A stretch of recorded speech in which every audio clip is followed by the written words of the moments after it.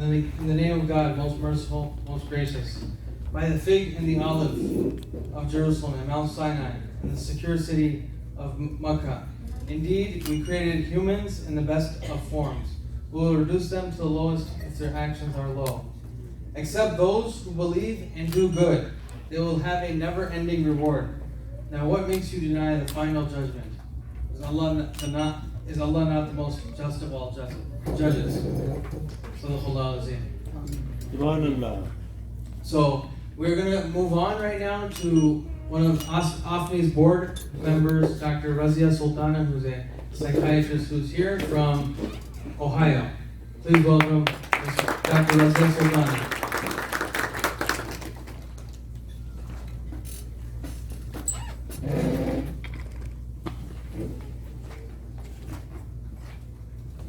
अस्सलाम वालेकुम। वालेकुम अस्सलाम। जैसे इन्होंने कहा, मेरा नाम डॉक्टर रज़िया अहमद है। I'm a practicing psychiatrist from Cleveland, Ohio. Me and my husband are the founders of AFMI when it started. AFMI stands for American Federation of Muslims from India, but our organization is just not confined only to the Muslims, but it is for all the indigent in India who need to be educated and improve their lot.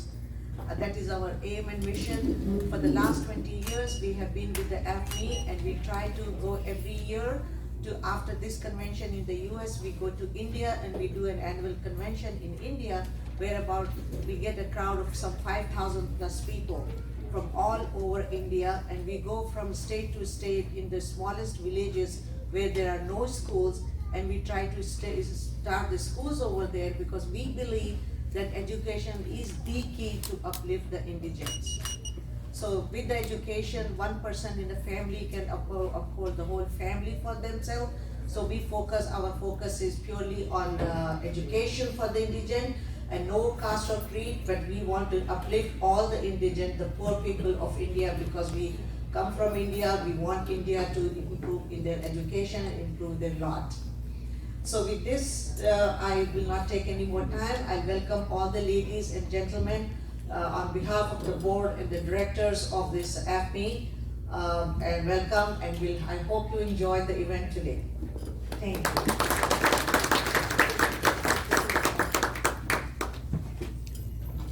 All right, our next speaker actually needs no introduction, but if you don't know, now you know. Jesse White is Illinois' 37th Secretary of State. He's Illinois' longest serving Secretary of State. If anyone has a driver's license, look at it, his name's on there. Under Secretary White's leadership, the use of new technology along with modernizing and streamlining operation has significantly improved customer service. Illinois has become a national leader in road safety as Secretary White strengthened DUI laws, reformed the truck driver licensing program, and overhauled teen driving guidelines.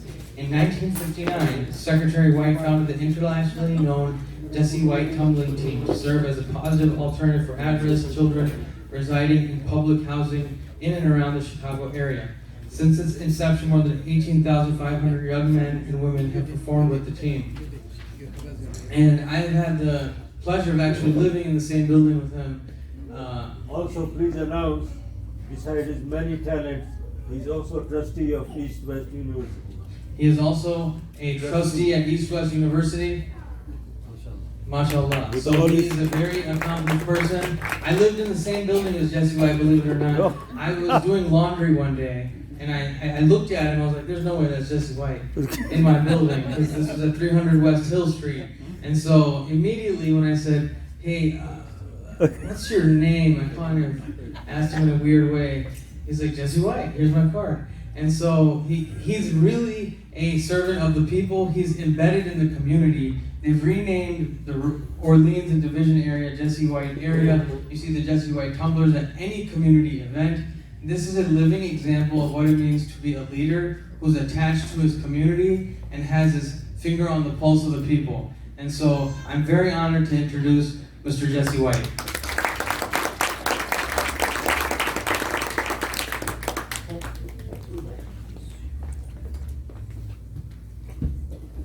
Thank you very much, Scott. Thank you very much, ladies and gentlemen.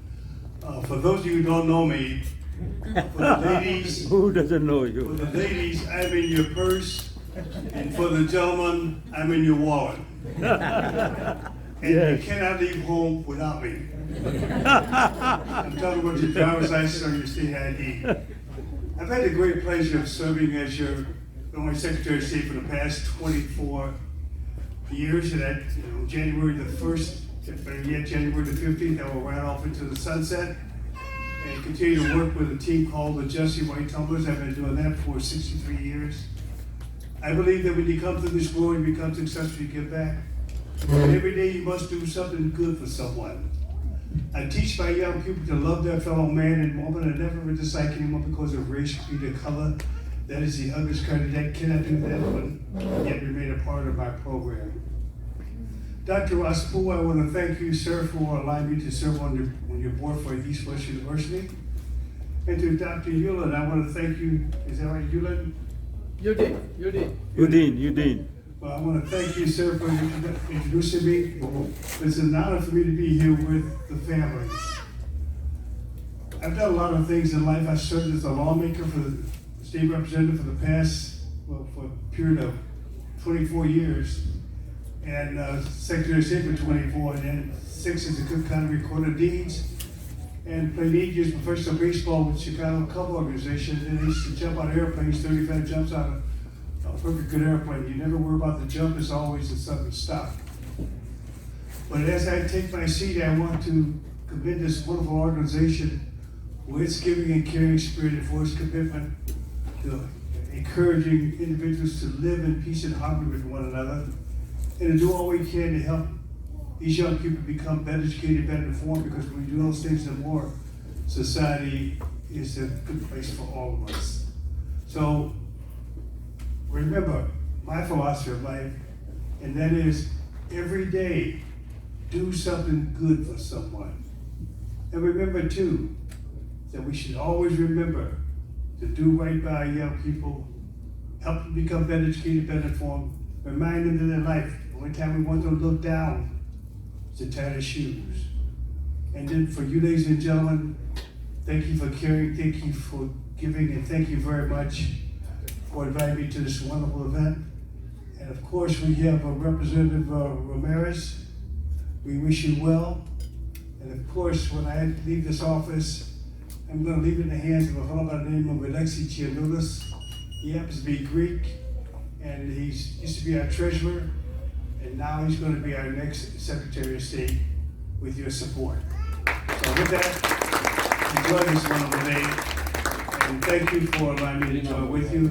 I'm sorry I won't be here long enough to partake in that liquid and gastronomical piece, but that's, you said, good food and drink that I know that I've enjoyed with you in the past. So thank you and enjoy.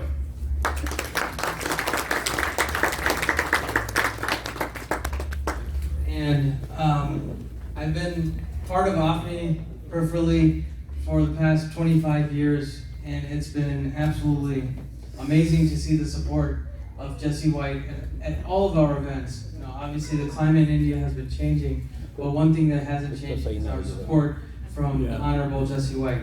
So to award him an award from the American Federation of Muslim Indians, I will hand over the mic to Dr. Khudabuddin.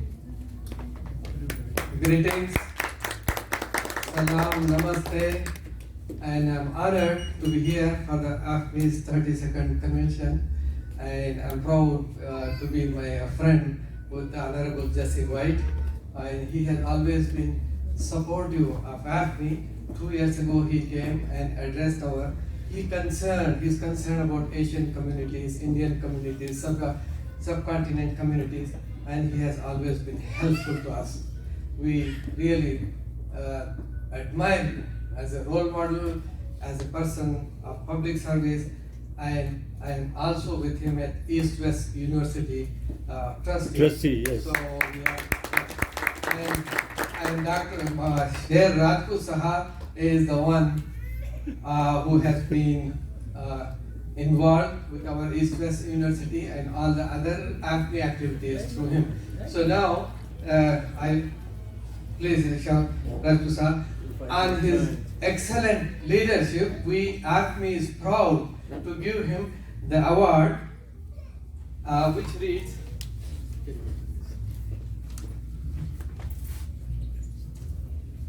Oh, so beautiful. Look at that. American Federation of Muslims of Indian Origin, AFME, of USA and Canada. For 2022 Distinguished Leadership Award presented to Honorable Jesse White, Illinois Secretary of State, for his outstanding and dedicated to services to Indian and Asian community, in particular in the state of Illinois. Presented on October 22nd, 2022 at AFME's 32nd National Convention, Chicago, Illinois.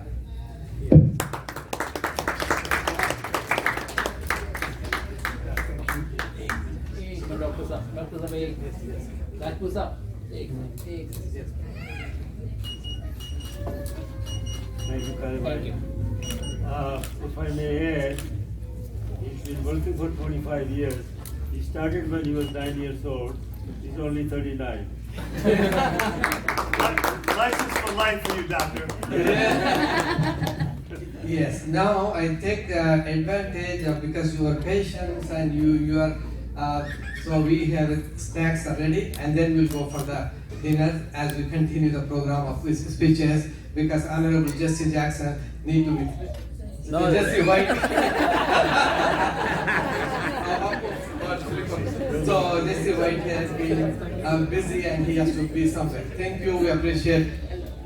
Thank you very much, and I'm honored to be the recipient of this outstanding award. It will inspire me to continue to do what I've been doing over a long period of time, and that is to love my fellow man and woman and make this world a better place for all of us. So thank you for giving, thank you for caring, and thank you for making a difference. Can you tell that story about Dr. Raya? Well, I have to tell you a story if I may. Please.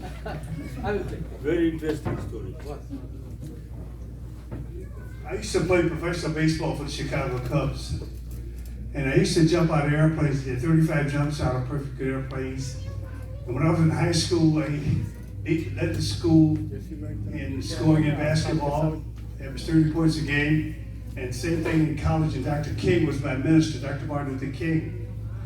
And after I had finished playing baseball, I came back to Chicago. I was in dire need of knee replacement. So I went to Northwestern University, and I saw Dr. Hill, who was an African-American doctor, and indicated to him that I needed knee replacement because I was having problems walking. And so he asked his partner, Dr. Rana, to take me into this room to show me what would happen. Dr. Rana. Dr. Rana. And Dr. Rana was a Pakistani doctor. And so he said, well, in 2 weeks, we will begin surgery on one of your knees, and then we'll do the next one 6 months later. I said, Dr. Hill and Dr. Rana, I'd like for it to be done all at once. I want both knees done at the same time. And he said, well, we don't normally do 2 knees at the same time. We do one at a time, and then we wait about 6 months, then we do the other. So I left, and walking down the street, and one of my Italian friends saw me and said, Jesse White, I heard that you're going to receive some surgery from Northwestern University on your knee. I said, well, no, on my knees. He said, he's an Italian guy, so he said, the both of them? I said, yeah, the both of them. So he said, who's going to do the surgery? I said, well, Dr. Rana. He said, Dr. Rana, is he a foreign doctor? I said, well, yeah, he's from India or Pakistan, one of those countries. And so he said, you're gonna let a foreign doctor operate on you? I said, I don't care where he's from. I don't care if it's color of skin. I don't care how he spells his name. All I want is a good surgical procedure. I received my surgery. I spent 10 days in the hospital, and I walked out the 10th day without any crutches, without any wheelchair, without any assistance. 2 thumbs up for Dr. Rana. That was Saturday doctor. And as I close out, I have probably been one of his better supporters. Every chance I get, I mention his name and his business is booming. So with that, thank you very much, everybody, and don't forget our young people. We're counting on you to be the best you can be. Thank you. He's been friend to Asians, Muslims, Hindus, everyone. Yes. Even Sheikh Isai, he's close to everybody. Thank you. Thanks for being here. And it's that kind of human experience that's been touching Chicago. Chicago has become such a friendly place for so many ethnicities. Okay, before we continue on with the program, we'd like to have everyone have some appetizers and some drinks before we continue on. Thank you.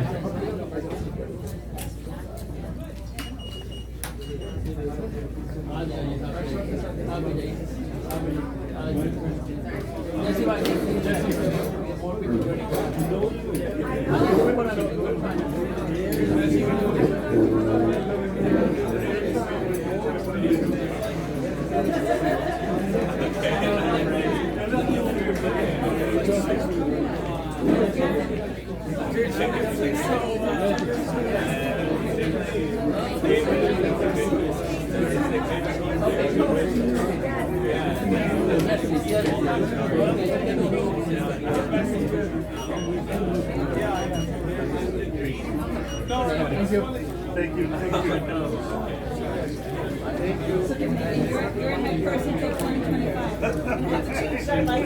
From textbooks to laws, every block corner of the world, they're pushing these types of false narratives. Even to in Chicago, aka Chicago Sharif, which is no longer Sharif, we have these types of bills being passed. But what we do have is an opportunity to get involved. And we're proud to have Lori Nowak, who is in District 24 against Seth Lewis, the sponsor of that bill. Even though this happened underneath our nose, we do know who sponsored that bill. And we do have Lori Nowak. So if you guys could please give her your attention and a round of applause. Lori Nowak.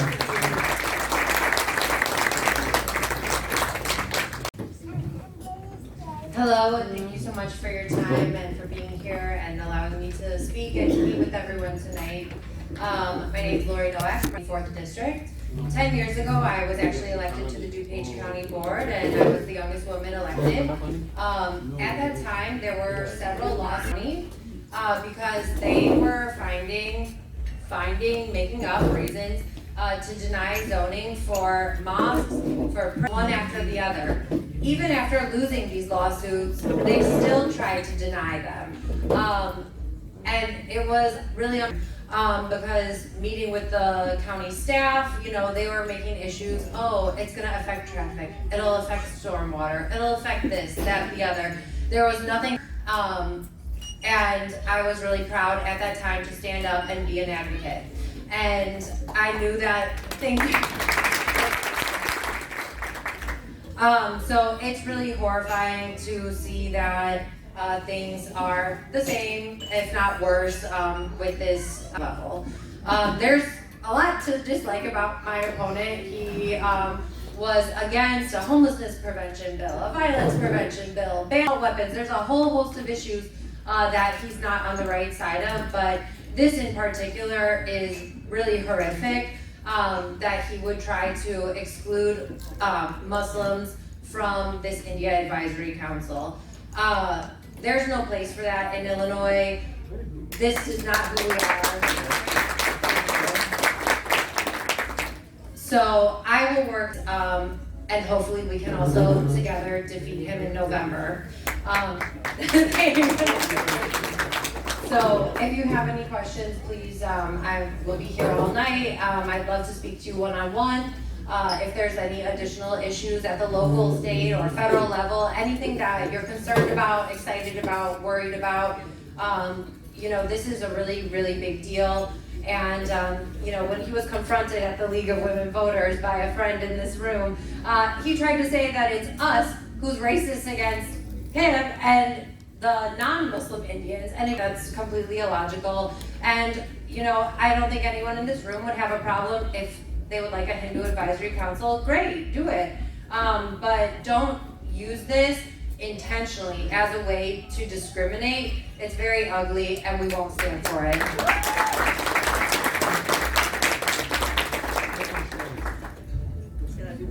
What suburbs does your district include? My area goes from Wooddale through Bloomingdale, Roselle, some Bartlett, some Hanover Park, a lot of Carroll Stream, most of Wheaton, some Warrenville, Winfield, some Naperville, and some Lisle. It's a really big area, so most likely you will know someone who's living there if you yourself don't live there. So please do share the information with friends and family around DuPage. Oh, I also have some Elk Grove, so even in Cook County. So yes, any support that you can lend if you would like to help make phone calls or attend some of our upcoming events, we would really love your support, and I am happy to be there for you. So thank you. Also honored to have Congresswoman Delia Ramirez here, is a congressional representative. She's the first Guatemalan American elected to the Illinois General Assembly. Prior to entering elective office, Ramirez worked in and held leadership roles in a number of social service agencies, nonprofit advocacy organizations, and local community organizations. Notably, she was president of the local Logan Square Neighborhood Association from 2005 to 2007, executive director of the homelessness-focused nonprofit Center for Changing Lives from 2004 to 2013, and president of the Latin United Community Housing Association from 2016 to 2019. And on a side note, as soon as we started saying on it, lots of people started messaging me from the city, from all over, saying, "Oh, how do you know her? We know her for so long. We've been part of her campaign." So obviously she's very in touch with her constituents and her community. So we're honored to have Congresswoman Delia Ramirez. Everyone, buenas noches. Oh, we're bilingual here to Spanish too. I will be the Congresswoman district on November 8th. So we have a couple of days to go. I am currently the state representative district in the city of Chicago, Humboldt Park, Wicker Park, Logan Square, Belmont Cragen, and parts of Hermosa. But this new 3rd congressional district, it's a district that starts in Logan Square and it goes all the way to West Chicago, Whitfield Gym. And it crosses through Wheaton, Carroll Street, Addison, Bensonville, Elk Grove Village, and it goes through Des Plaines a little, and also Rosemont, and of course in the neighborhoods in the city of Chicago like Belmont Cragen, Portage Park, Edison Park, Logan Square, Humboldt Park, all the parks in the city. But what's about this opportunity is that we need more people that understand that we have to be together. That inclusion is the most, and so as we heard Lori talk about that terrible bill that was introduced and passed in the state house and the state senate, and unfortunately signed into law. I'm still a state representative until December. You know what I'm doing? I am working endlessly with the Senate sponsor, because you can't work with the current House sponsor that wants to go to the Senate, but with the Senate sponsor to make sure that they pass a trailer bill. A trailer bill is a bill that you pass legislation immediately after, so that you can rectify if there was a mistake on it. That should never have passed the state house or the state senate, and it should never pass again. So you could hear from me loud and clear. I'm putting my pressures, because until the end of the year, and under my watch, I will not allow the phobia that you continue to see for our Muslim brothers and sisters. And a white woman, I stand in complete solidarity with all of you in making sure you are seen, you are represented, and you have always a seat at the table. So I wanted to just mention that. I am running against a Republican opponent who looks at me and says, yeah, she's done a lot of public service. Deserve to represent DuPage. She doesn't deserve to represent Wayne County. She doesn't deserve to represent Winfield or Wayne, Illinois. People that look at us who are diverse and people of color and think that we don't deserve to be at the table. Every one of us here deserves to be at the table. And we people that have a history of public service. Because here's what my mom said to me as a little girl: who someone has been in the past and how people move prior to running for office is very telling of who they're going to be when they go to higher office. So for me, 20 years, I want to take that work to Congress. And on November 8th, we will be making history. I will become the first Latina in the entire Midwest to go to Congress. And that's important. But even more important, I will be a fighter for all of us. I will be standing with all of you. And I will stand against any Islamophobia that we see in Congress, that we see in DC, that we see in the country. Because you, your voice, your presence is critical to the future of this country, and I stand in solidarity with all of you. So thank you. Please, if you know people in these areas, get out the vote, let's win, and let's continue to build and invest in education and community the way that you all have done for so long. Thank you. My district, it starts in Logan Square, it goes up to Albany Park, and then it goes to Humboldt Park, it goes to Belmont Cragen, Portage Park, Edison Park, and it continues to go into Elk Grove Village, Des Plaines, Rosemont, Bensonville, Addison, Carroll Stream, Wheaton, Glen Ellen, and it just keeps going to the southern part of Elgin. It goes down to West Chicago. It goes to Winfield, Wayne, Warrenville, and a little bit also of Bartlett, and also, give me 1 second, I'm missing a tad bit of Naperville. And Lyle, Illinois. 757,000 people, that's what this represents. So if you know anyone there, let's get out the vote November 8th. Thank you. Oh, we didn't know. We didn't know there's this Islamophobia industry. There's an RSS henchmen waiting to do things in the dark of night. So for that, we thank you for being here tonight to support us. We wanted to continue on with our program.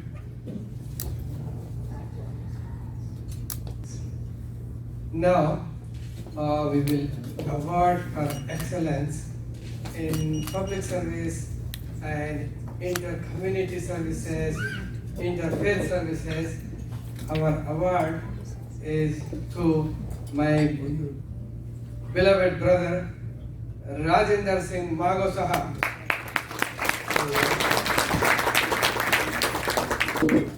He has been a sincere leader and friendship and brotherhood of all communities.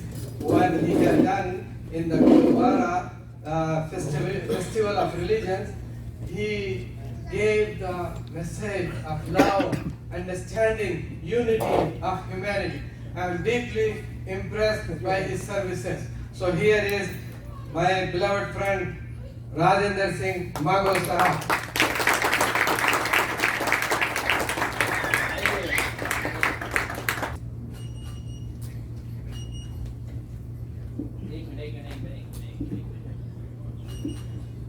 Thank you. Thanks so much.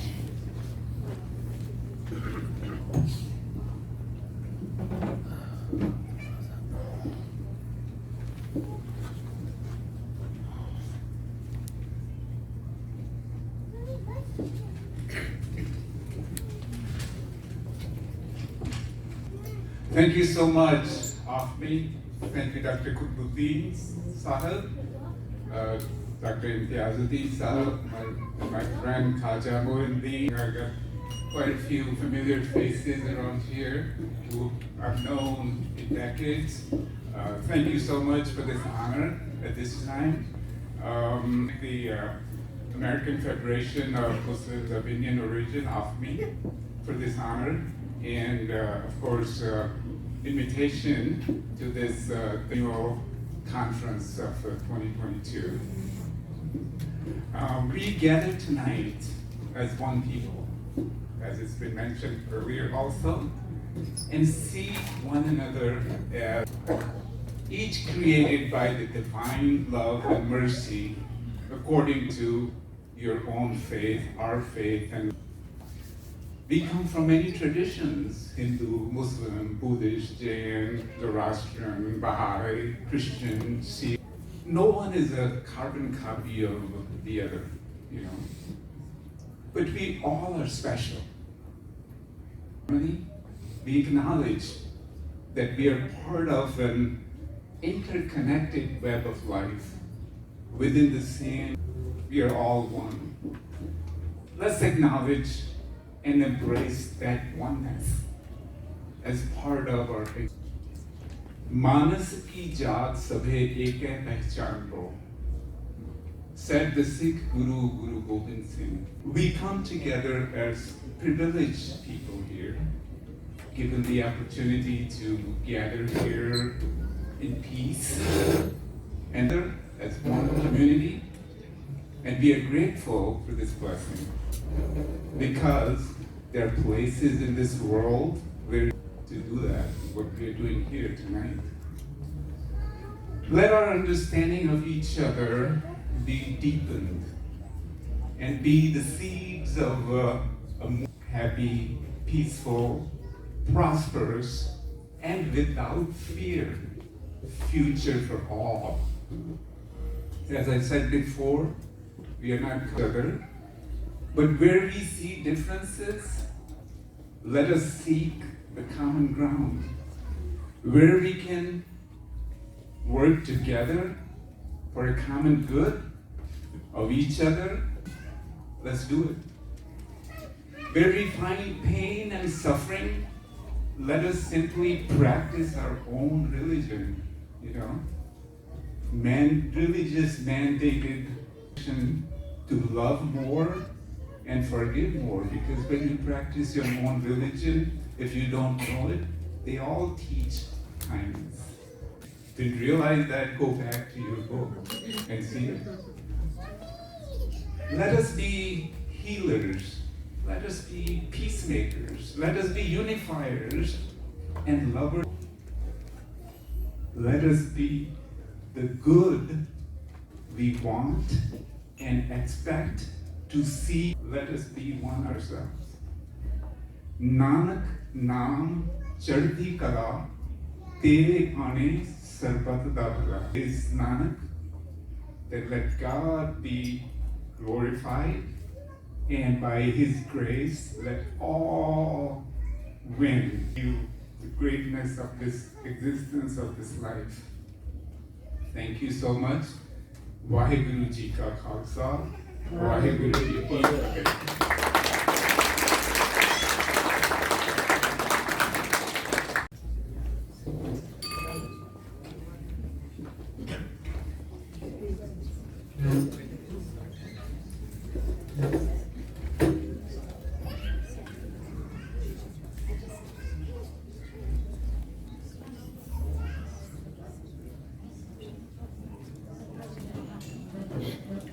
Here to announce our next is Sana Khutbuddin. She has been at the forefront of advocating for Indian Muslim human rights at the UN. Please welcome Sana Khutbuddin.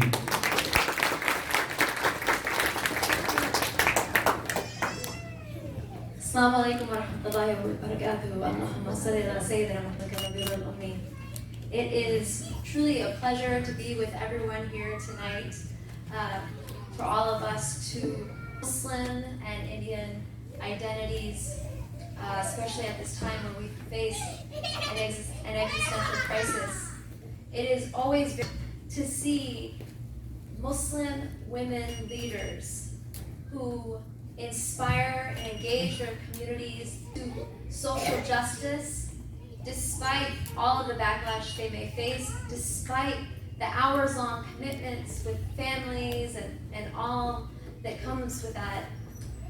I've been admiring the work of community activists and leaders, Surur Rahimullah, for quite some time, and to award her with this Community Leadership Award for Surur Rahimullah. Please join me in welcoming.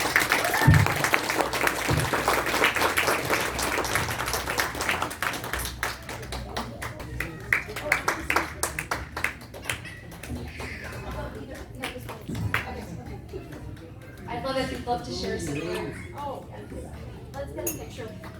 Yes, come here, please. Game music, game music.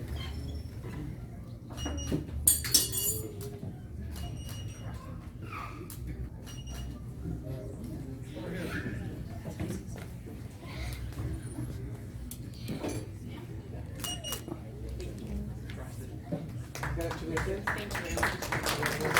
That was right. Yeah. We are impressed. Senior bless. Yes, always.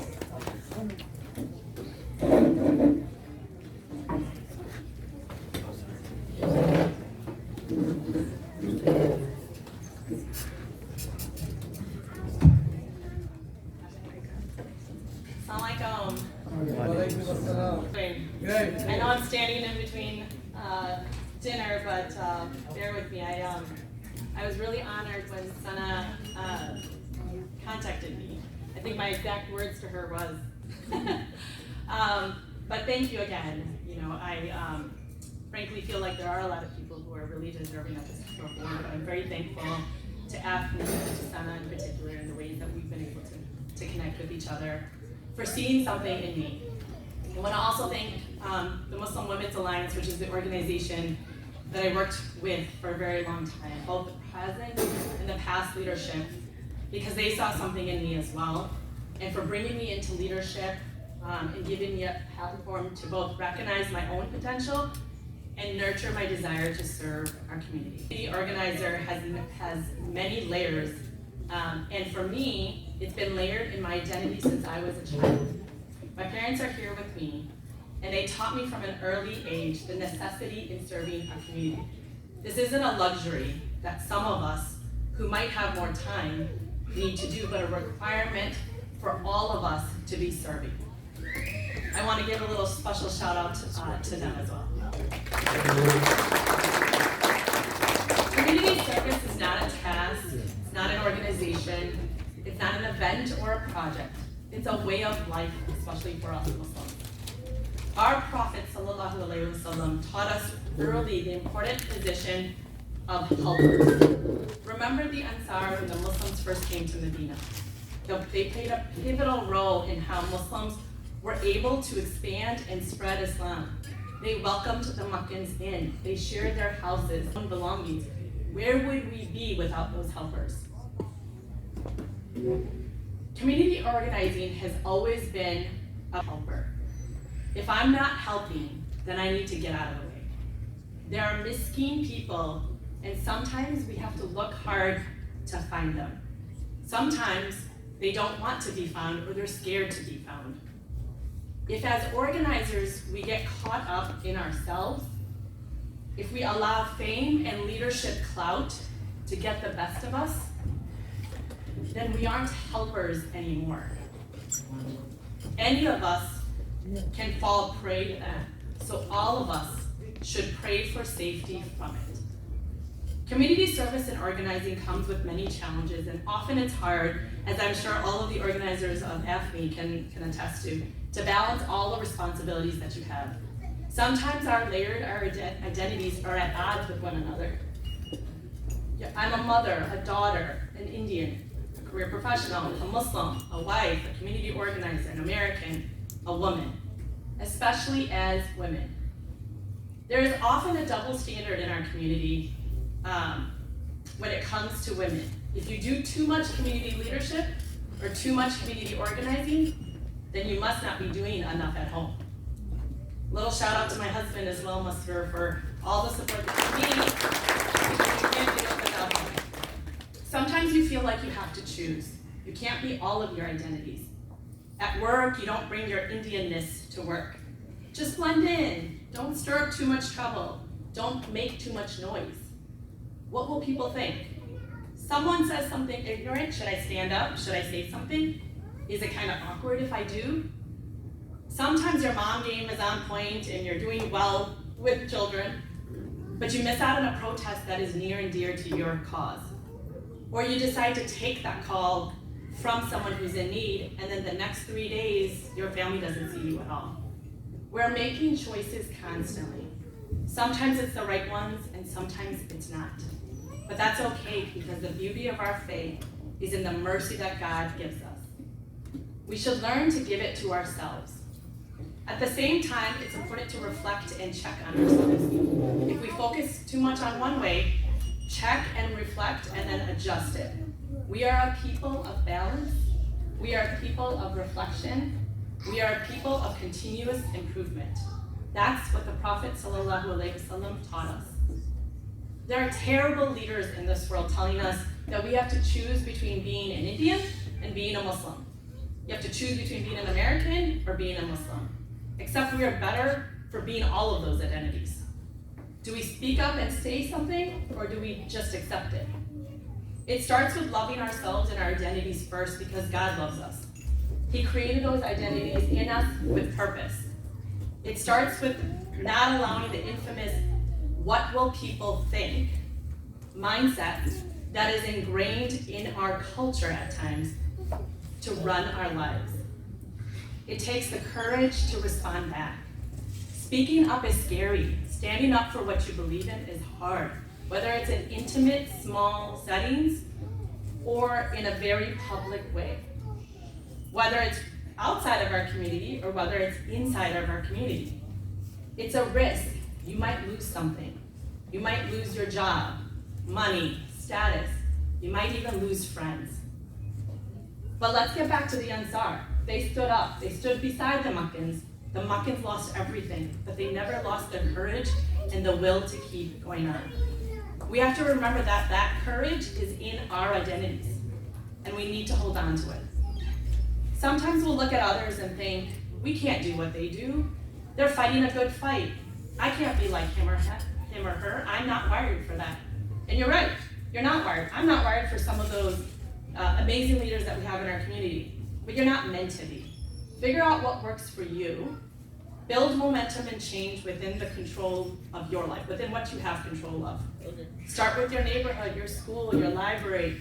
Start with your coworker or just even a neighbor. One conversation, one shot can change people. Don't miss the shots that are handed to you. And don't wait for someone else to take the shot. Those one-off conversations as you walk to school can be much more pivotal than you think. And don't wait for mistakes or issues to happen to speak up. Be proud of who we are. Share our stories openly. Share how you wear Indian clothes. Share how we have to pray. How dating and marriages look different for us. Share all of it. Be unapologetically you in all of the identities that we have. Bring your Indian food to work or school. It's cool to eat biryani now. Share your motherhood out loud and talk about the struggles we have with racism. I learned a few years back that I needed to make it real for my white friends and white coworkers. That when leadership trashes Muslims, they're talking about me. That when violence spikes against Muslim women, it's me who has to walk with mace or look over my shoulders as I walk. That when violence against Muslims in India happen, it's my real cousins and aunts who are scared. And that when something happens in a faraway country like Iran, in America, racism will increase because of people like me, because we're visibly Muslim. These are not fictional stories or hypothetical. These are our reality. But if we don't talk out loud about it, if we keep it all bottled up and we just put our heads down, how will they ever know? How will they ever appreciate fully? It starts with you and it starts with me. Just one conversation, one person, one story, one share. Vulnerability is our biggest strength and our best weapon to make the change that we want to see. I look forward to making the change with all of you. Thank you again. Systemically denied education the most, the Muslims. And alongside that, AFME has always quietly and consistently done relief work in the most troubled areas that nobody really wants to be there in the midst of that violence. It was in September 2013 that a massive a large group of Muslims were driven out of their homes in Muzaffarnagar, Uttar Pradesh, and over 1,000 Muslim women were raped. And I went with AFMI to the Muzaffarnagar relief camps in Shamli and the surrounding Muzaffarnagar area, and met with over 1,000 Muslim women that had been raped. And we went to the Muzaffarnagar camps where people were living on top of graveyards with patched together rice bags as tents.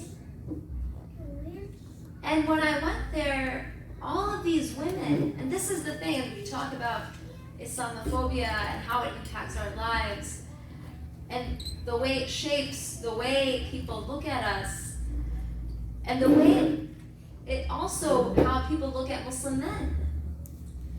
And the way Muslim men are constantly projected as these terrorists and those that don't empathize with women and their suffering.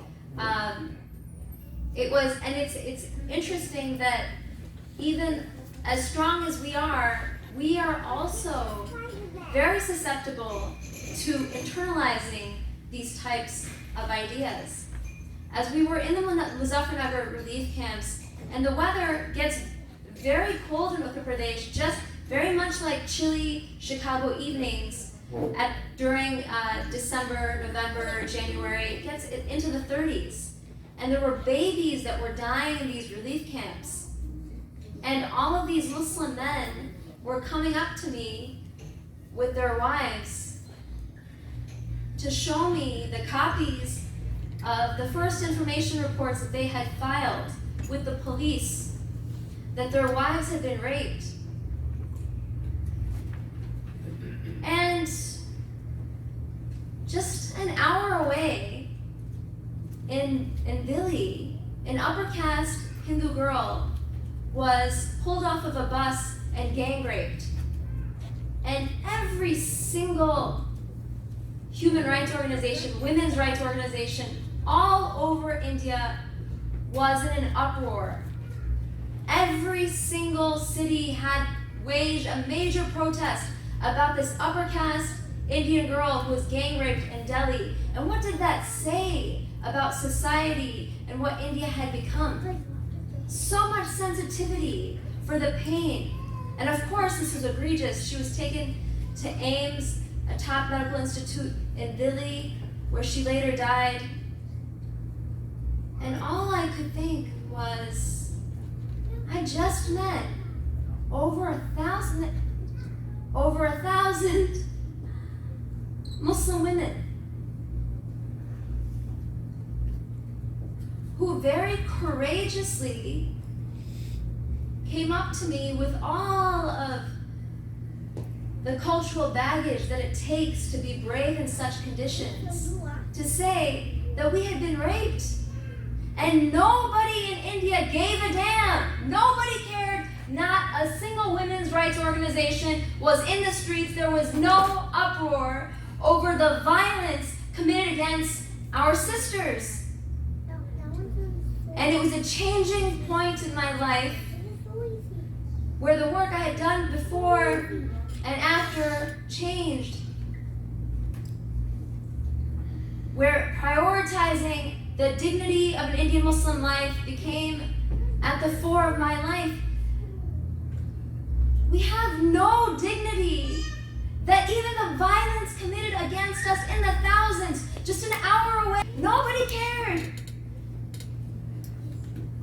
And yet these women's bodies were scarred and they were psychologically tormented on top of their homes being destroyed. In that moment, in this atmosphere, we stayed with the community there. And AFMI and all of the members decided immediately we were going to build a home for every single family who had lost a house immediately. And they built those homes. Whether it was in Muzaffarnagar, whether it was the assault and the butchering of Muslim lives in Assam and Guwahati in 2014, not too long after, where we went there and we saw there was still blood in the streets. And AFME went there and alhamdulillah, through the vehicle of education, is able to cut through a lot of red tape a lot of times and was able to support the people in their time of need.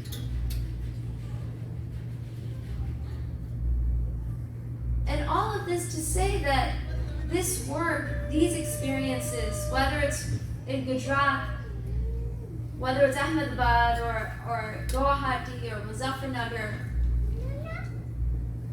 these experiences impacted what I would do moving forward.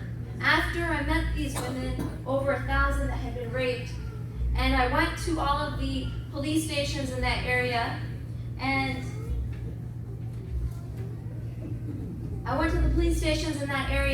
I found that there was no record of those FIR, those first information reports, even filed at none of the police stations in that area. And it took years to track down 3 police reports. They magically disappeared. And through tracking down those 3 reports, over a course of 6 years, we were able to get justice for 3 women. But I would never have even been on this path had I not seen the tremendous disparity in the human dignity that is accorded to a Muslim in India and everyone else. And this was prior to Modi getting elected. So we very conveniently had our blinders on, and just like Black Lives Matters, and just like the violence against our Black sisters and brothers in this country, social media has proliferated the opportunity to engage with the world as well as to expose the violence that happens against our communities. With over 220 million Muslims recognized by the Indian government, the reality is about 300 million Muslims. And our prison population is far greater than our representation in society. And police brutality is so common amongst Indian Muslim men from 16 to 35 years old that there is a word for the brutality against Indian Muslim men, which is called encounter killings. It's a much more convenient way to say that a young man between 16 and 35 years old was killed by the police for being Muslim, for the crime of being Muslim. And this is so common that we see in the state of Uttar Pradesh that every single day, according to Uttar Pradesh's government records, they say that there are 10 young Muslim men that are killed by encounter killings every single day. This is by the government records of a state that has a governor, Yogi Adityanath, who declared that the dead bodies of Muslim women should be dug up and raped. This is in his state. The government records are saying that 10 Muslim men every day are killed in encounter killings. What is the reality? It's near 30. Every single day in Uttar Pradesh. So we're here together to wake up. This violence is happening against the fabric of our being. And if we don't love ourselves, we can't defend ourselves. We have a collective trauma. But through our faith and our community, we have the opportunity to come to a place where we do have the ability to change things. We do defend our own honor and pathways to defend our honor.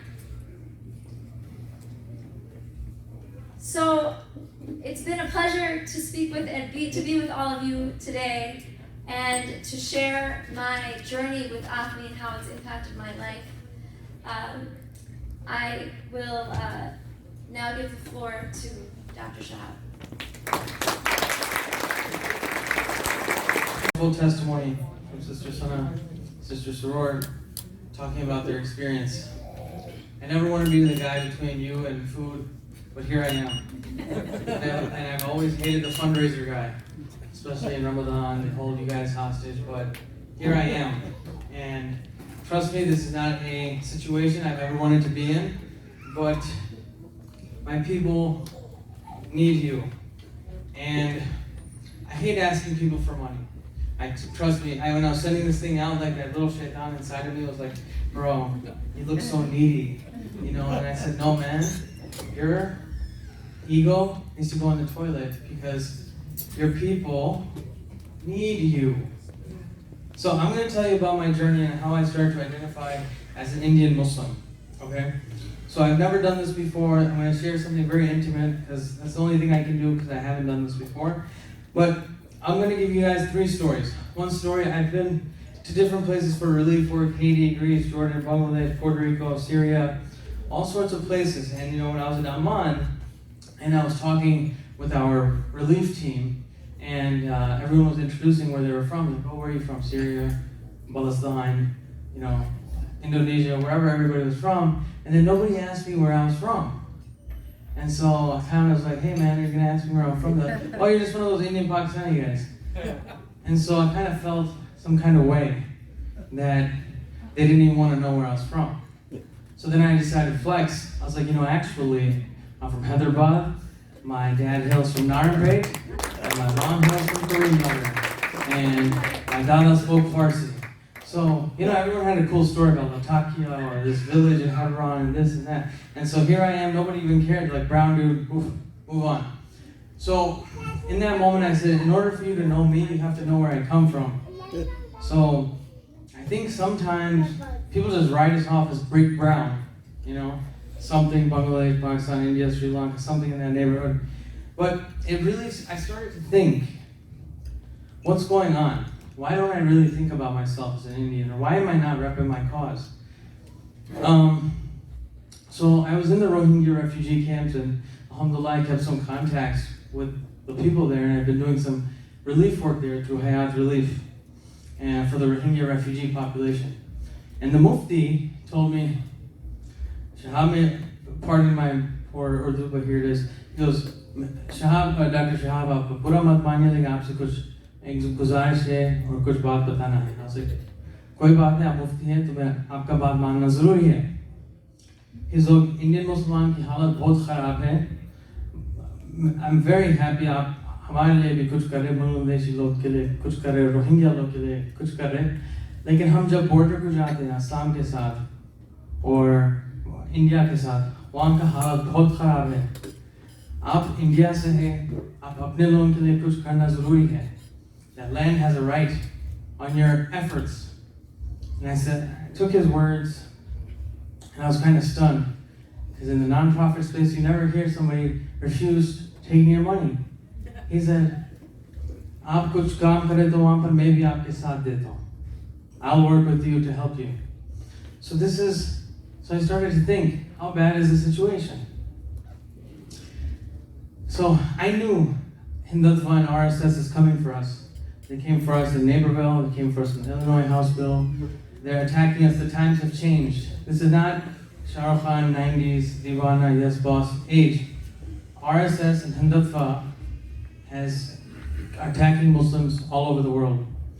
My final story is about a conversation I recently had in Lombard. I was sitting with my uncle, an uncle in the community, and another ABCD who was about 45 years old. And this uncle was talking about how his charity that he ran in Karimnagar was now getting shut down. He used to educate approximately 2,000 people a year. In general, science, math, thoda sa Islamic talim, Arabic, stuff like that, nothing too outside the normal standard curriculum. And so this uncle was saying, they're not letting me get our FRC and FIR, whatever that paper, what is it? FRCA. And so they've been giving him the runaround. He's had to hire multiple legal authorities to try to figure out where his money is. Now they say it's got to be in Delhi. He's got to move all his money to Delhi if he needs to get his nonprofit working.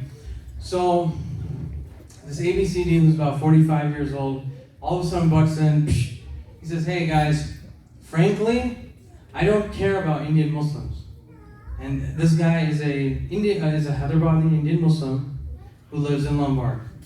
He butts in, and all of a sudden, very obviously, he says it. He looks me dead in the eyes, and he says, "I don't care about Indian Muslims. We had to pick a country, and we picked America. We have everything here." My rage went to my head. I could feel myself about to let off on him. And in that moment, my heart sunk. When I looked in his eyes, my heart sunk. And I felt the pain of someone saying they didn't care about my Dadima. I remembered her sari.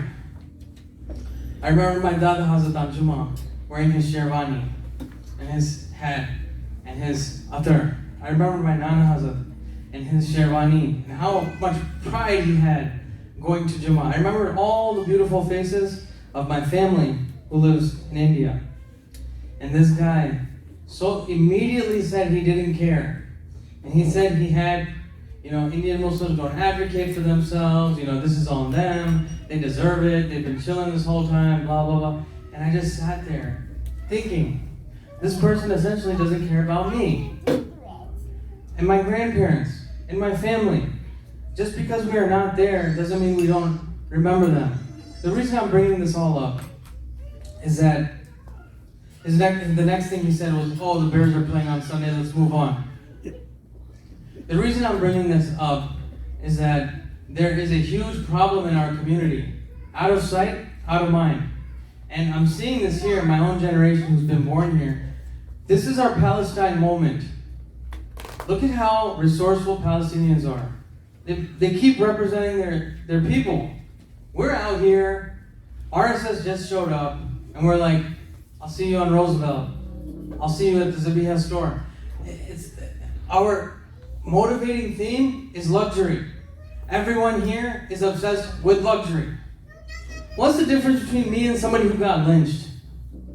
Allah got me out of India through whatever nasib, someone may dua for, whatever happened.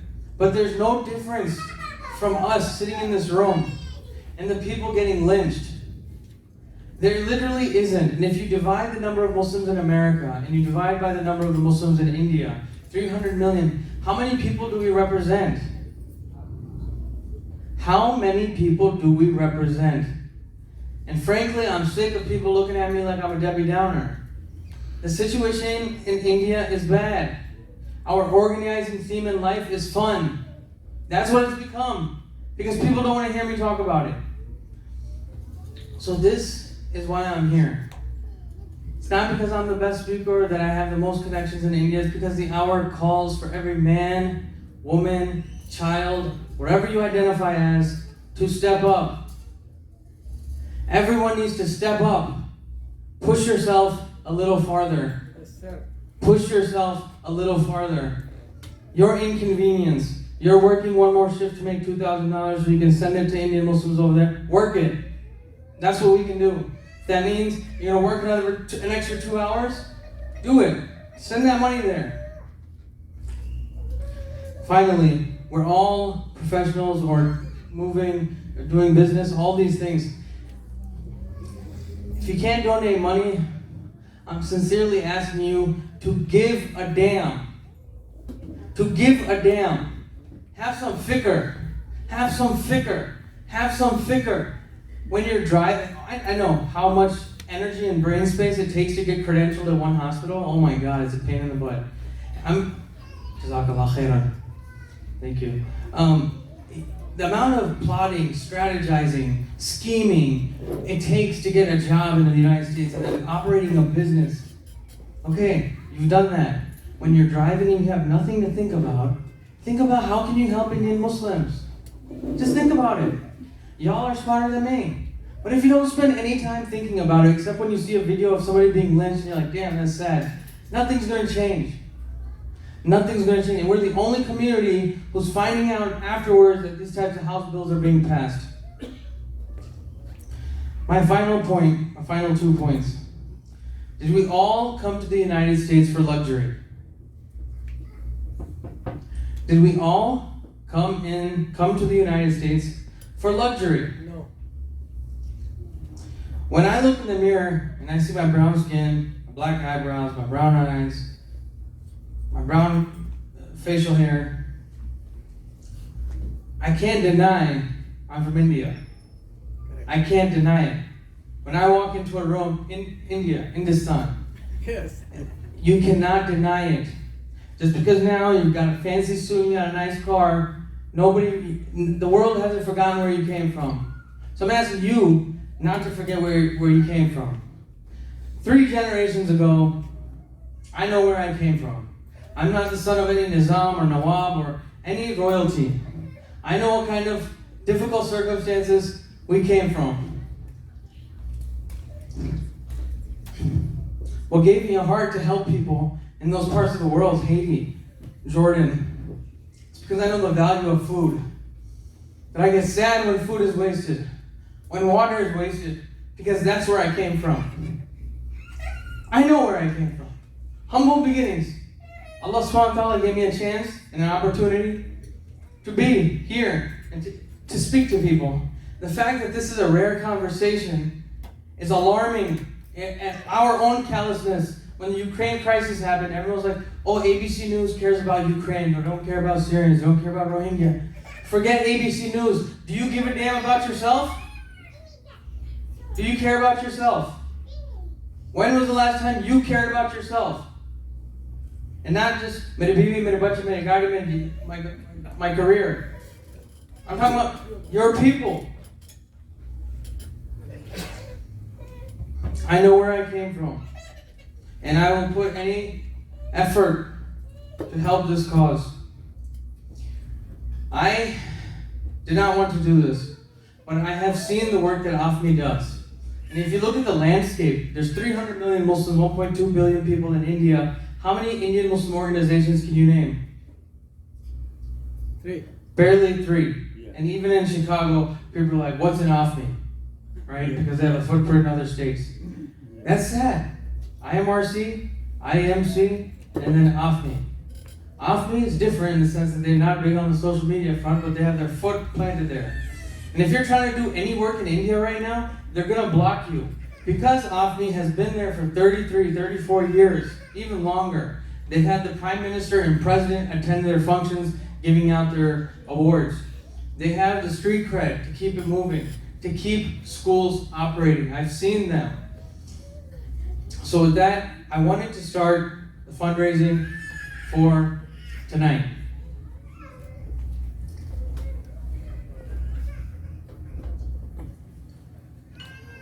Sher Khan Rajput donating $1,000. Thank you. We're going to start the fundraising at $25,000. I know that seems steep, but like I said, stretch yourself and be involved. That does not mean give the money and walk away. If you want to do that, I'm good with that too, but stay engaged. There's opportunities and ways to think that we haven't thought of yet. Not all at once. Getting bombarded. Don't give up. All right. 1 for 25,000.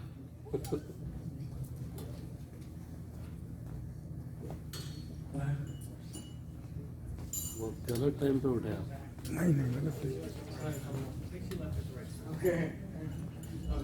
All right. We will go to 15,000. Can we get anyone who would sponsor AFMI for $15,000? Don't give up. I ask everyone not to give up on the Indian Muslim cause. This is a situation that has been going on and has gotten worse over the past few years. And it's going to continue to get worse until there's real action.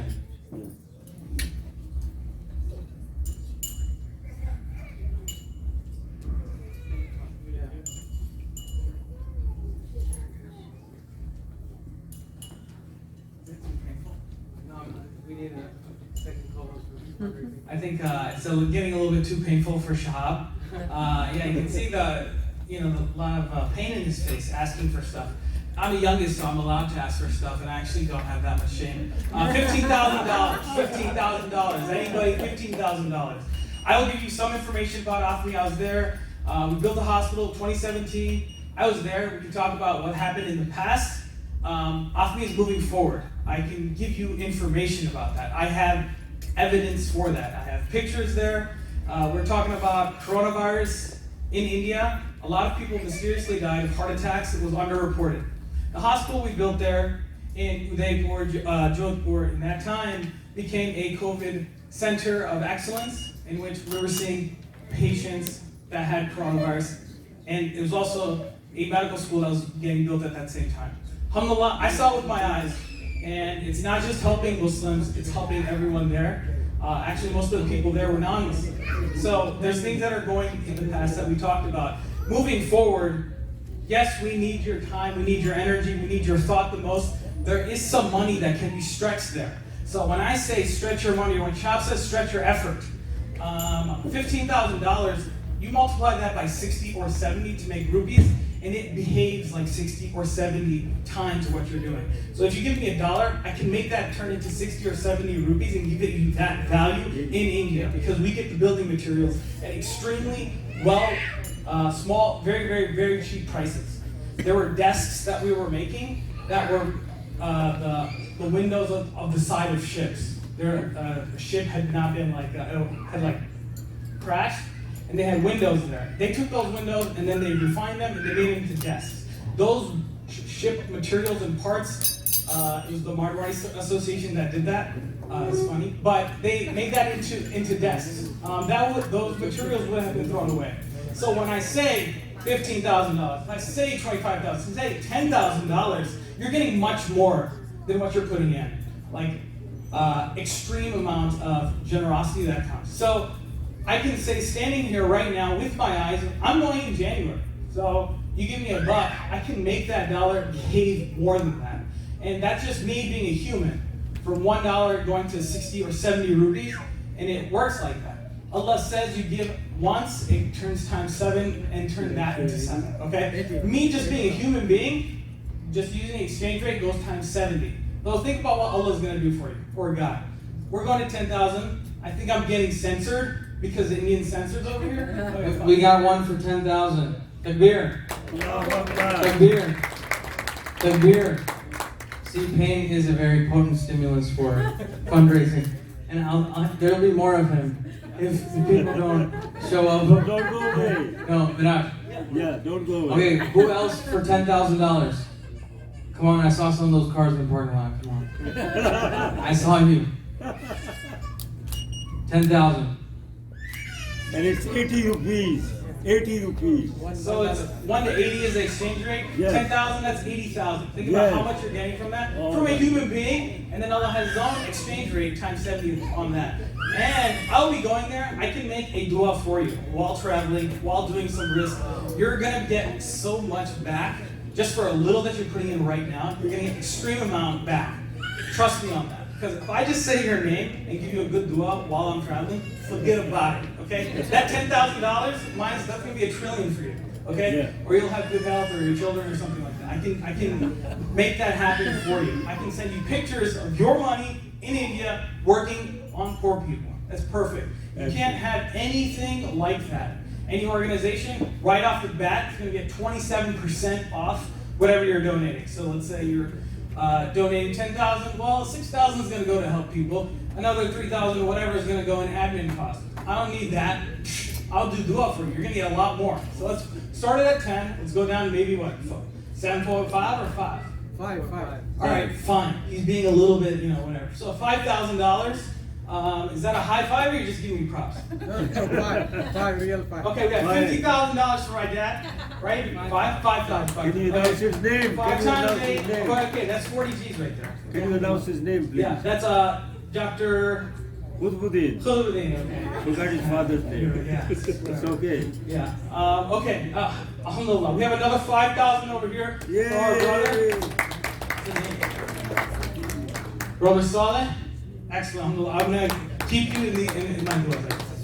And Sister Alia. And he listens to me. Trust me. Yeah. I wanted mic time. I did dua for it. Now I have mic time. I'm telling you, I have evidence for you all the time for this. Another 5,000. See that? Pow. Alhamdulillah. Takbir. Takbir. Takbir. Okay. What do you think, Shah? All right, we're staying at 5. We're getting good. We got 3 at 5. Can we get 4 at 5? 4 donors at 5,000. 4 donors and 5. 4 donors at 5. I have something to say. We have I have something to say. $1 million. We have $1 million left? Let's see. Okay, we're going over here. I think we got $1 million. Let's see. All right, here we go. Bismillah. Here we go. Okay, I'm Kazim Khalfan. I run a non-profit, Build a Life Foundation. And I have a school that I'm building in Kanpur. I'm running a school right now that I'm paying through AFRI also. We've spent already $60,000 on building a school, towards the land and everything. So I'm not saying that I'm already paying. But not only that. $17,000 every year. Wow. Also. MashaAllah. So we are doing that.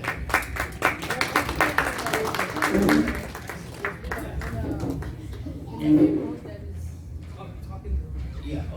We're educating children right now, and we have so many graduates also. In an area where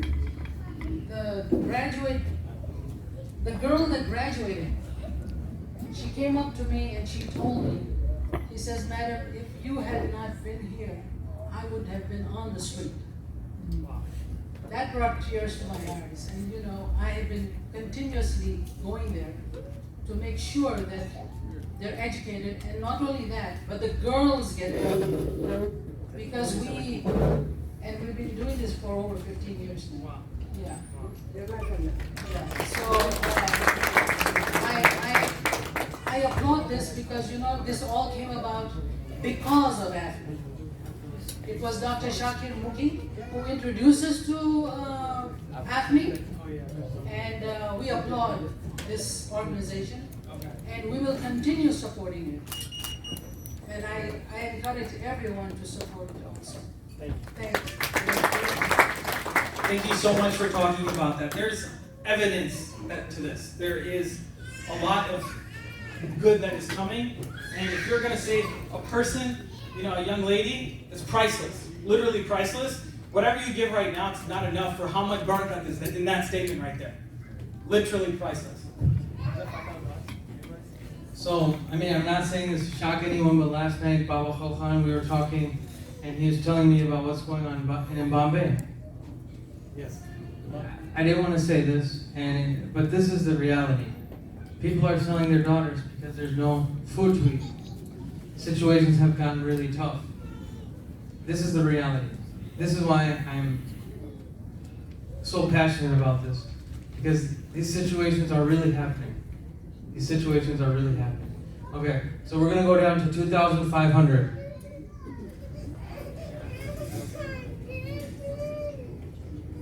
We got one for 2,500. Round of applause. Don't give up. Yeah, don't give up. Please, don't give up.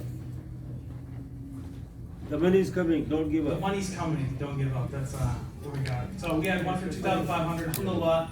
I'm gonna keep it at 2,500. I think is that what's going on over there? Okay, never mind. Someone had an itch. I thought it was an itch to get into Jannah because they were trying to donate for 2,500. I thought that's what they were trying to relieve. It's fine. It's all right. 2,500. Anybody? Anybody help? Yeah, people are thinking, so don't give up. Yeah, I can wait. I already ate before I got here. So, you guys are totally in for it. I'm fine. I can be here for years. Until we get another 25 Honda.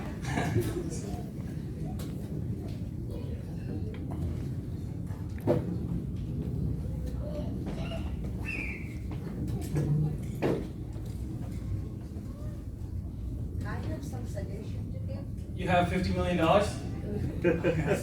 Just kidding. We'll settle Yeah, for sure, one. go ahead. It's just a suggestion. My husband's nephew works with the Microsoft, and these companies, they have their, agenda for charity, and they match with whatever the employees making. So one of his nephew, he donates $1,000 every month to AFME, and his company matches that 1,000. So instead of 12,000, the AFME gets 24,000 because the Microsoft matches. So anybody working with such companies, or you can find out from your employer whether they have such charity program where they match your donations, and they will be happy to match because they do have a section where they donate the charity funds from their companies. Excellent. This is a great suggestion.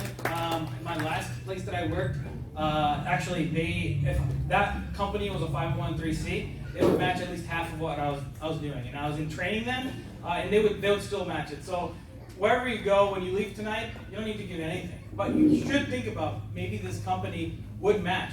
So you're only giving half of what you normally would, and they'll cover the other half. I think I'm getting permission to move to 1,000, even though I was trying to get more. It's fine. How about 1,500? Okay, let's do 1,500, Shahab. Yes. Anybody? Oh, I think we have 1,500 right over there. Yes, Up here. What is your name? Ask your name. Your name, ma'am. Okay, got you. Thank you, Jazakallah. Jazakallah khair. Yes, tell them that, yes. Shukran. We have another donation for $15 million. Alhamdulillah. Wow. $1,500. Dr. Zaki Zahir. Alhamdulillah. Takbir. Allahu Akbar. Allahu Akbar. Allahu Akbar. Very young man is donating today. This is awesome that we're seeing people stretch. It's very encouraging, and that kind of gives us a reminder a little bit. Maybe we can stretch ourselves a little bit more. That's we're down from 15. Let's go to a G, which is 1,000, which is 1K. So like kind of two letters for one number. $1,000. Anybody for $1,000? $1,000. Now I'm starting to feel Shahab's pain. Yeah. Don't give up. That's okay. I already ate, so I can be here all day. Yeah. $1,000. What do you think? Not yet. Don't go to 500. Don't go to 500? No. Okay, we got another $1,000 right there. Oh man, I almost gave up. Oh my God. Wow. I almost gave up like a few seconds ago, and then you told me not to give up, and it already came back. Dr. Brothers are here, everybody. Takbir! Allahu Akbar. Allahu Akbar. Jazakallah. Wow. Allahu Akbar. Don't give up. Money coming. Okay, ready? वहाँ पर कोई साहब बता. We have another $1,000.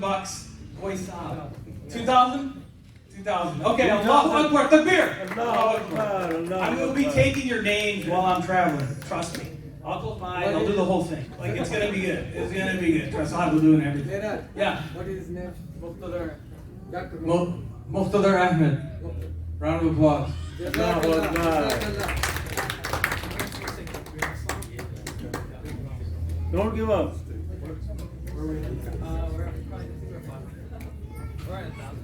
Thousand, yes. We're at 1,000. I see someone volunteering. I don't want to create any problems, so. Okay, we got 1,000 for Dr. Adnan, Mukhit Adnan. Takbir. Allahu Akbar. Founder and director of Rap Corp. Allah MashaAllah. Allahu Akbar. Very happy to see him here.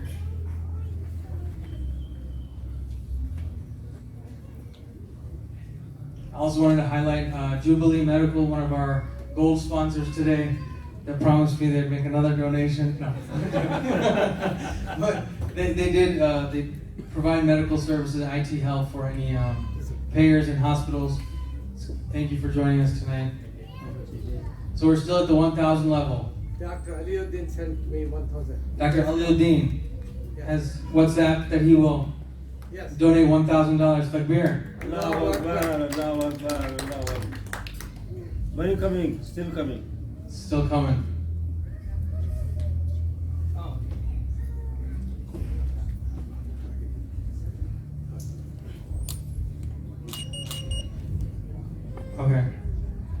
I got a request for anonymous donation for another $1,000. Takbir. Allahu Akbar. This is one situation where you're not showing off, because it motivates people, is what I heard, low key.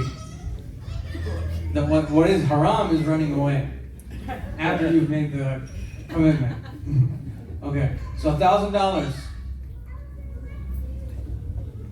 Okay, we're gonna move on. One more. Dr. Wasiullah Khan, $1,000. Dr. Wasiullah Khan, $1,000. Takbir. Another $1,000 from one of my friends who wanted to remain anonymous. Takbir. Allahu Akbar. Jazakallah. All right, moving down to $500. Not yet. When you coming? He's got a good eye for it. Otherwise, you know. 1,000, please. Do not hesitate. Yes. This is not time to be shamed and ashamed. You heard the pain of the Indian people. How come you don't donate? Is it the Islam? Is it your Indian Chicago Islam? It's very troubling. All the people, your soul search, pay now, and reward is immense. I tell you, if you are in Islam, Hamiyat Islami, sensitivity of Islam is the first virtue. Hazrat Abul Hasan Ali Nadavi said, if you have no sensitivity to Islam and poor people in Islam and poverty of humanity, you are not a Muslim, you are not a human being. Please donate generously. So we have a donation from Dr. Mirza Aziz Beg, MAB, for $500. $1,000. Takbir. Man, have you guys ever seen fundraisers at Makkah Center? Man, they just fly. They just fly. I'll sign up for that next time, because that's easier. But okay, we have another $1,000. Takbir. Who is this? From Dr. Akhtar, Jazakallah, Dr. Akhtar. who also delivered that child over there who was crying. Arun. MashaAllah. Jazakallah, Jazakallah. Jazakallah. Allahu Akbar. Allahu Akbar.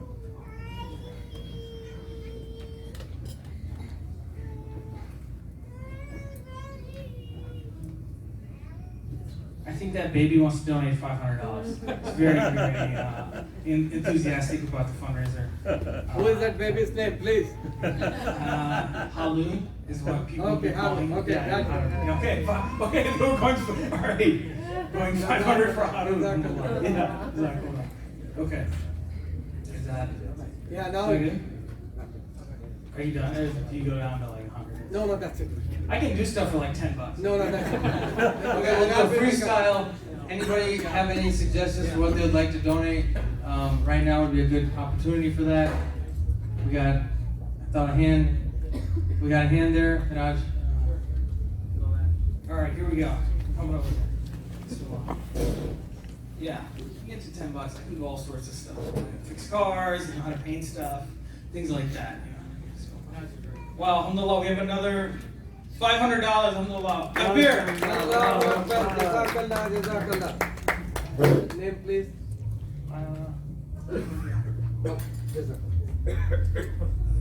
Mr. Asad Khan, Jazakallah. Allahu Akbar. Takbir.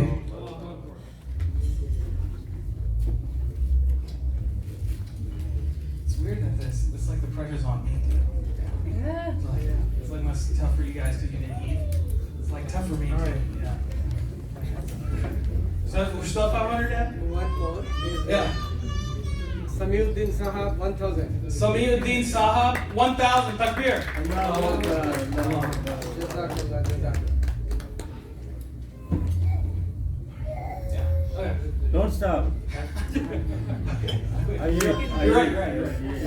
You like did that twice, and we got stuff. So I'm gonna like trust your thing. I'm not hungry. I'm not hungry.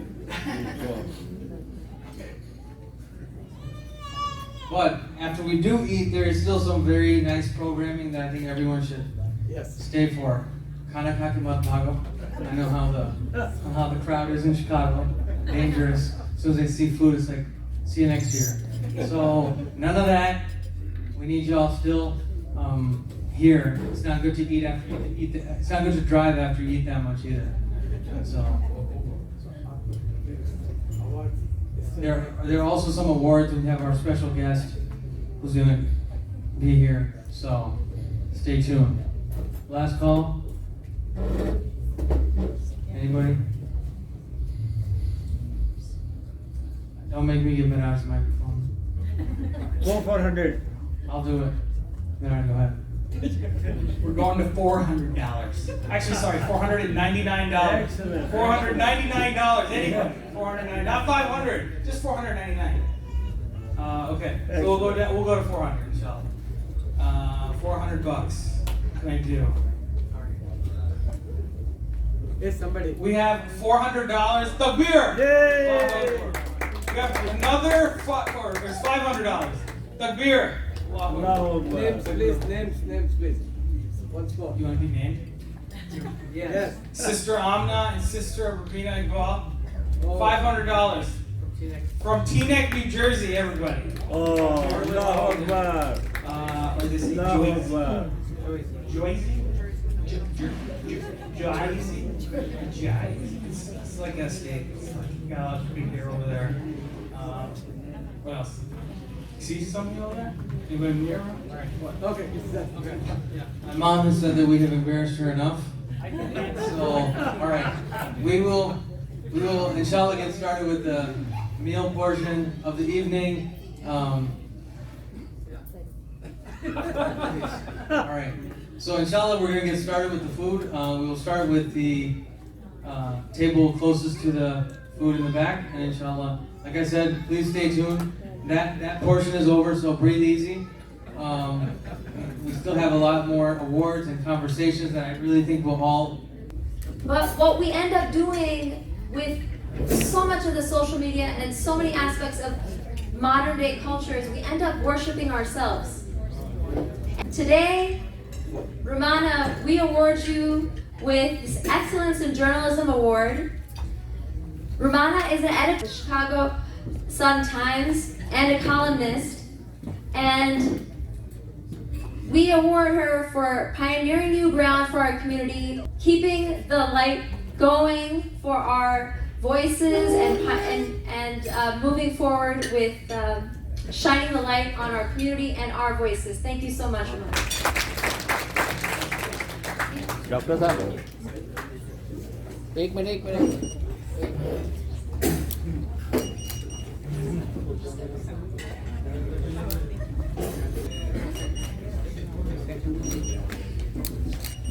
Thank you.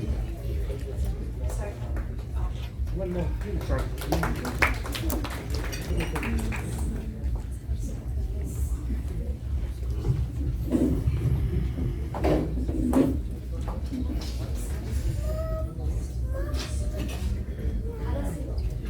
There we go.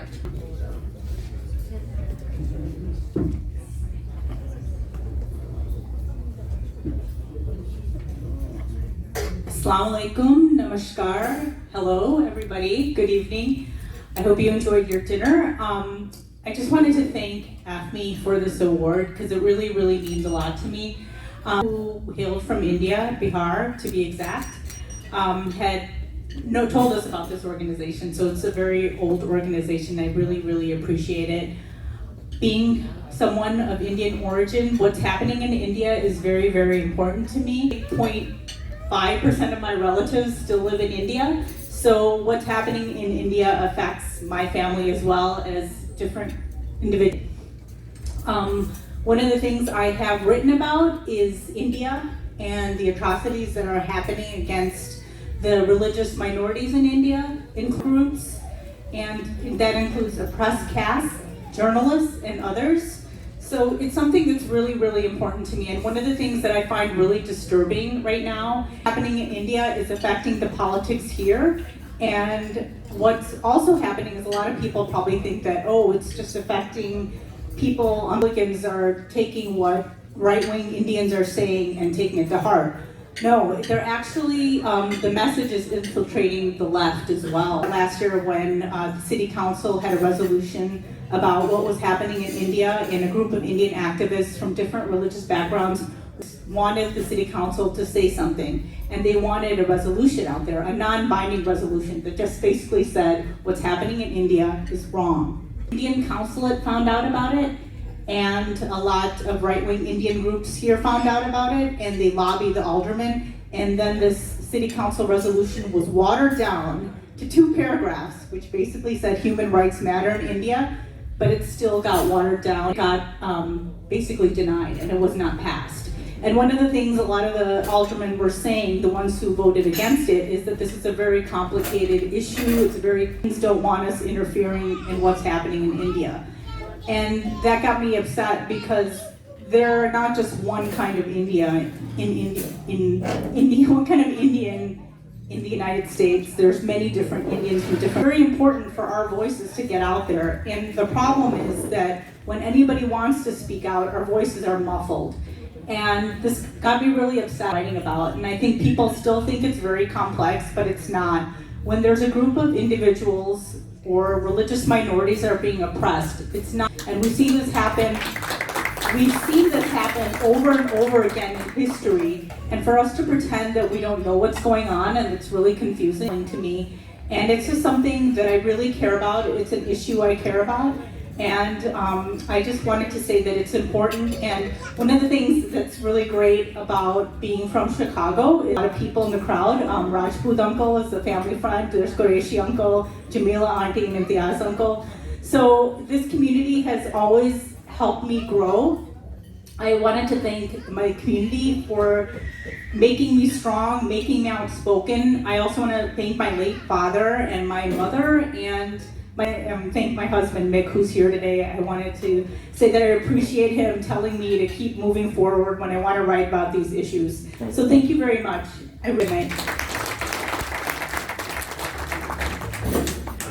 I adopted her as my niece. I raised her, so I am her uncle.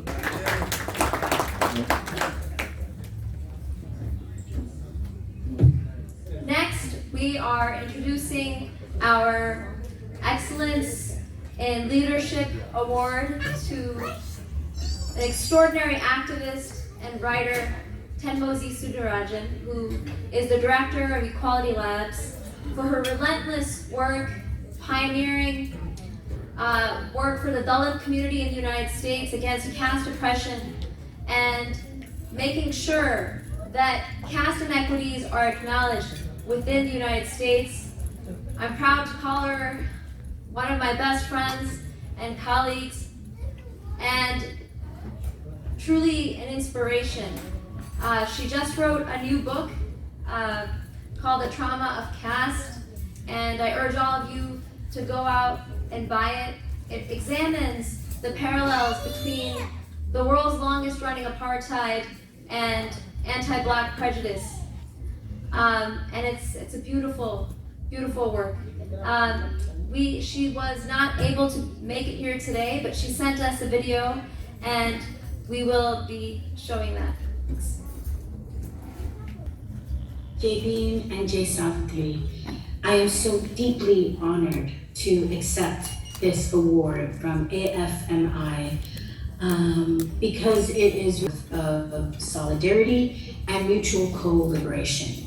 And particularly as we see India on the precipice of genocide, when we see hundreds and millions of Dalits and Muslims and other religious and cultural minorities facing terror at the changing landscape for democracy in our homelands, it is important now more than ever for us to be united in mutual liberation and solidarity, love and empathy.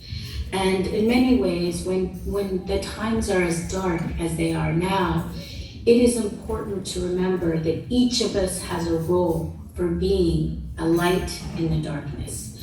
And in many ways, my relationship with so many Indian Sister Sana and her family has been a reminder that when we ourselves are under attack, it is for us to lean on our relationships of chosen family and kinship to help us through this period of darkness.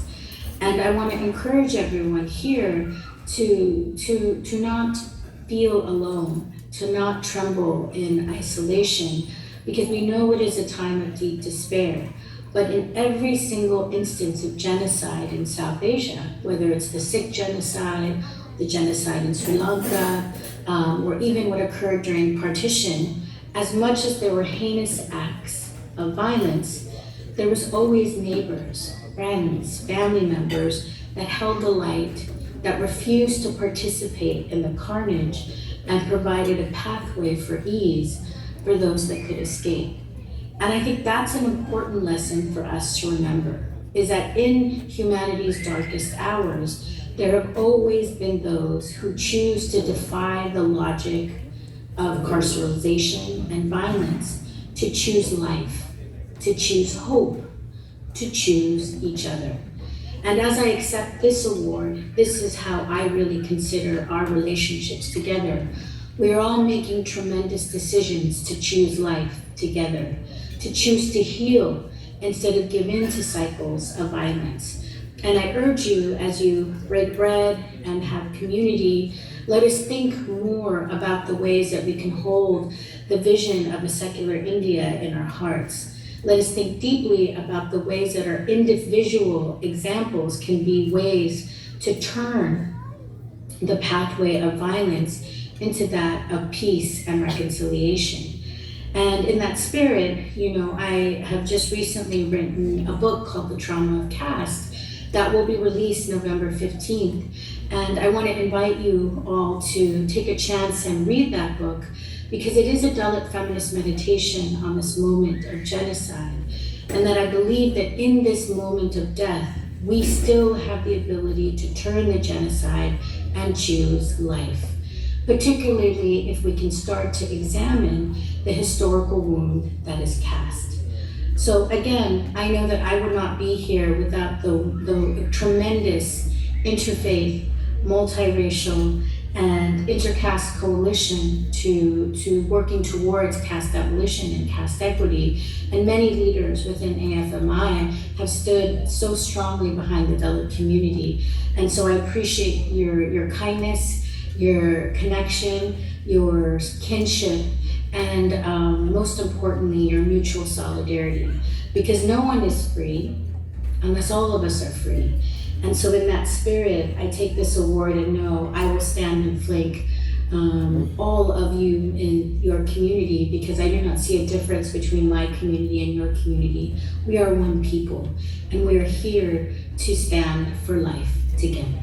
Thank you again, Jai Bhim, Jai Savitri, and I'm so honored again for this wonderful award, and thank you all for this recognition, and I will continue to do my best to be of service to all of our deep worries and needs at this time, but also to be able to chart a path with you all about a future where we not just survive, but also thrive. Thank you, Jai Bhim. Thank you to Sister Tenmozi. She is on the front lines fighting this RSS machinery that is out there trying to spread Islamophobia and casteism in the United States. Also, Sister Romana, I wanted to say you're also one of my heroes, so thank you. And Chicago Sun-Times, guys, mashallah. And that's amazing that she's out there with such deep passion for the Indian Muslim people. Our next speaker, Salih, Ottoman, Persian, Mughal history at Columbia University. He's also at University of Chicago in Ottoman, Mughal, and Turkic history. He's also a student of knowledge at Darul Qasim, where inshallah he will finish his Mufti degree soon. So we'd like to welcome him to the stage. Why is this a relevant conversation? Because the historical nature of Indian Muslims as being Aurangzeb, Shah Jahan are thought of as savages, and somehow we are labeled the descendants of Mughals, so you must be a savage, etc. Right? Information to understand what that history actually meant. So Saleh Basir has actually taken it upon himself to learn about this history, and he's teaching us. Afternoon sessions, he talked about the legacy of Aurangzeb, he talked about Shah Jahan, he talked about how these people were divinely, spiritually lit. They're on fire. There's a reason all of us are still Muslim. Some of us are, a majority of people from the subcontinent are still Muslim. The Fatehpur Sikri, these beautiful structures with Quran emblazoned, it wasn't just on the walls, it was in their heart. And we forget it. He said something kind of interesting. He said, when people think of the Mughals, they think of two things, Ayashi and Mughal Azam. oh yeah, I want to be Ottoman. But that is not actually the legacy of being a Mughal. Or we're not Mughals, but I'm just saying it's not the entire history of Mughal India. Why would inclination? What book was it that you said Aurangzeb was reading? Ihya Ulumuddin, which is the most spiritual. He was deep in it. He was all up in it. So we're gonna have Sheikh Saleh Basir talk about his project and what he thinks is going on with Indian history. I apologize for everyone who has heard me speak way too many times today. بسم الله الرحمن الرحيم والسلام على من لا نبي بعده ولا أمة بعد أمته ولا كتاب بعد كتابه ولا شريعة بعد شريعته ولا صحابة بعد صحابته وقد قال القرآن المجيد والفرقان الحميد أعوذ بالله من الشيطان الرجيم بسم الله الرحمن الرحيم وتلك الأيام نداولها بين الناس وقال الله تعالى في مقام آخر لقد كان في قصصهم عبرة لأولي الألباب وقال النبي عليه أفضل الصلوات وأكمل التحيات كان زكريا عليه السلام نجارا. Don't have much time, but I wanted to mention a couplet of the great Indian Muslim Punjabi poet Muhammad Iqbal, Qalandar Lahore, Darvish Lahore, Imam Ashiqan Darmand. He said, Chuni Daura Asman ki kam dida bashad ke Jibreel Amin ra dil kharashad. Che khush dairi bina kardand anja ke parastat mu'mina kafir tarashad. He says that the rotation is such a sight. Ke Jibreel Amin ra dil kharashad. That the heart of Jibreel alayhi salam trembles. Che khush dairi bina kardand anja. What a wonderful civilization that has been built here. Ke parastat mu'mina kafir has faith, believes in one God, right? And everyone else is building idols. And in this vein, I wanted to mention that as Muslim, the third generation Hyderabadi, my grandparents came in the 1960s. And one of the most tragic things when I was studying in a madrasa in South Africa was that how did we become Muslim, right? What is our culture? What is our civilization? When I did tafsir of the Quran of Jalalain, we do in the Dars Nizami, and we had to do Urdu and Arabic. Why Arabic? In order for just one word to enter a language, it takes so much sociological effort. How did thousands of Arabic words enter into Urdu?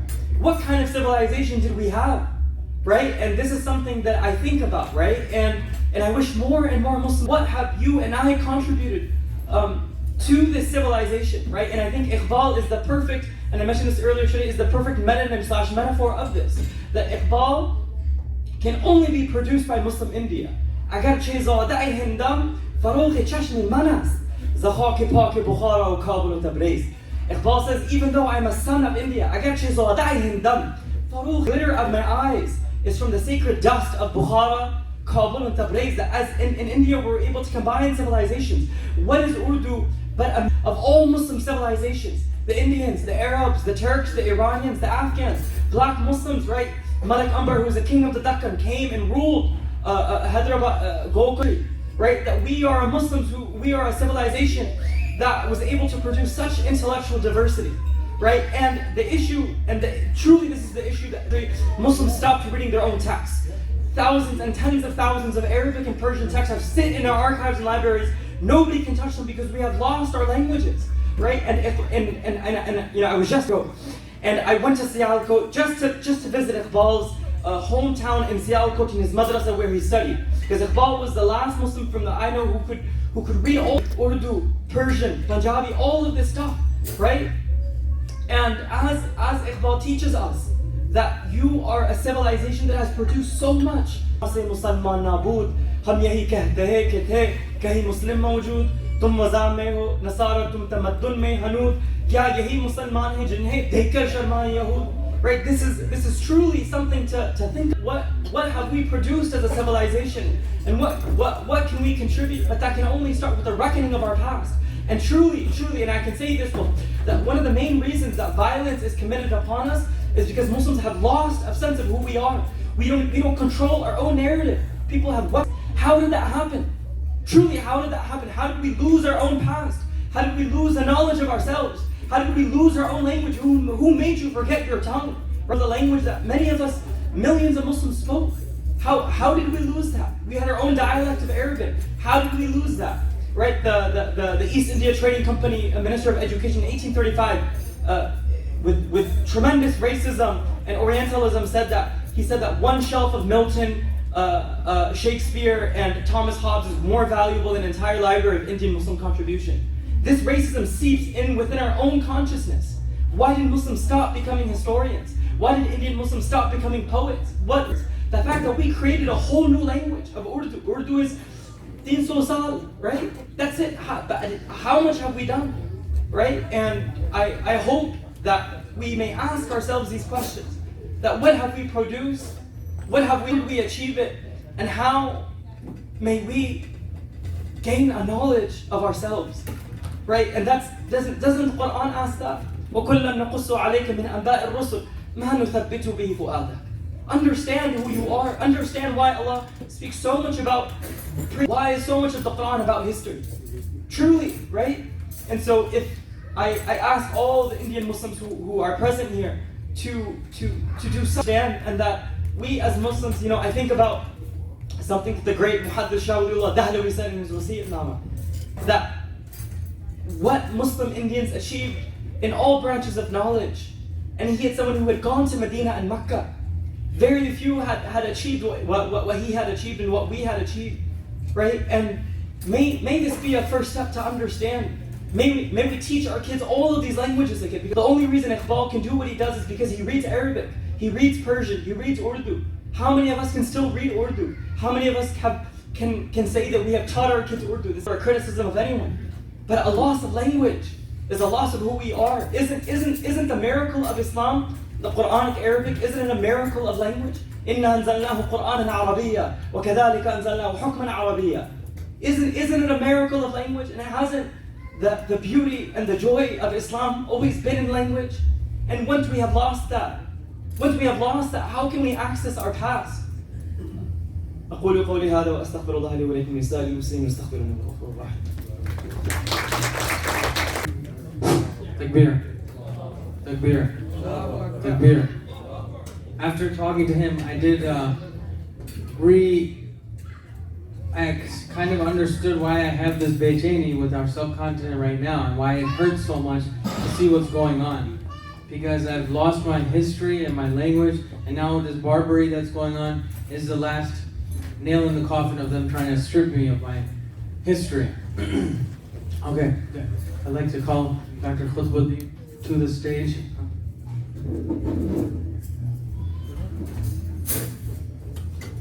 And on a positive note, we did get another donation for $12,000. Jazakallah. I realized this group was actually more pious than I had recognized. A lot of anonymous donors, so I humbly thank all of you for those donations. Takbir and Jazakallah. Jazakallah. I have to say just one thing about Asad Khan, the trustee who's here. You're going to introduce him. But I've been seeing him here for the last 3, 4, 5 years. I don't know. And he's this person who looks out into the crowd and he's looking who's there, who might look different, or who's not talking to somebody. And our community really needs him. Outside of what he's done in his community service work, he's really looking to engage people. I myself was not maybe on the scene as much in terms of the Indian Muslim political scene, but after seeing him so many times, remind me, you have to come, you should be here, messaging me, and just showing me love. Real talk, just showing me love. That's all it was. It really made me think about who I am and where I am and what I can contribute. So from myself to you, I appreciate you, and then I'll let Dr. Khutbuddin honor you with this award. We are honored to honor and award the American Federation of Muslims of Indian origin to where is Asad Khan Sahab? Please come here.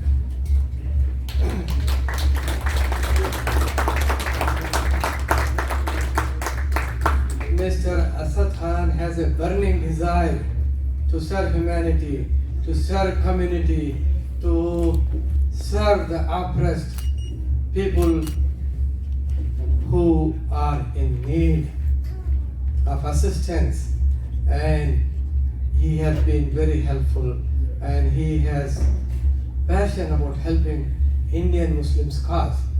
Indian Muslims are very ghayur people. I don't think there is a word equivalent to Gayur in English language or any other language means even they are poor, even they are suffering, they won't complain.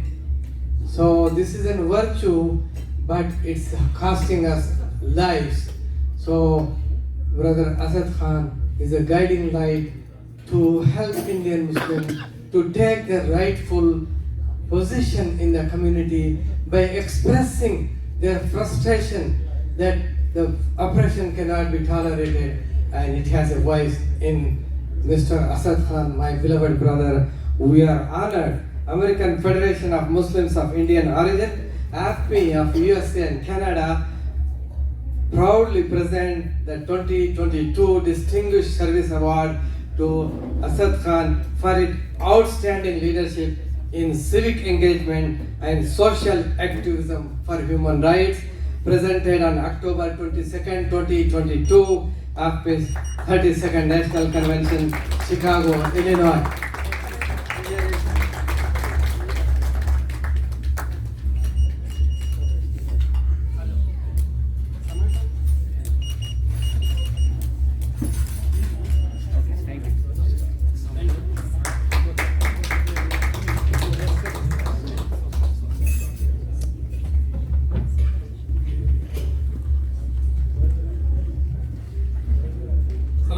And good evening, everyone.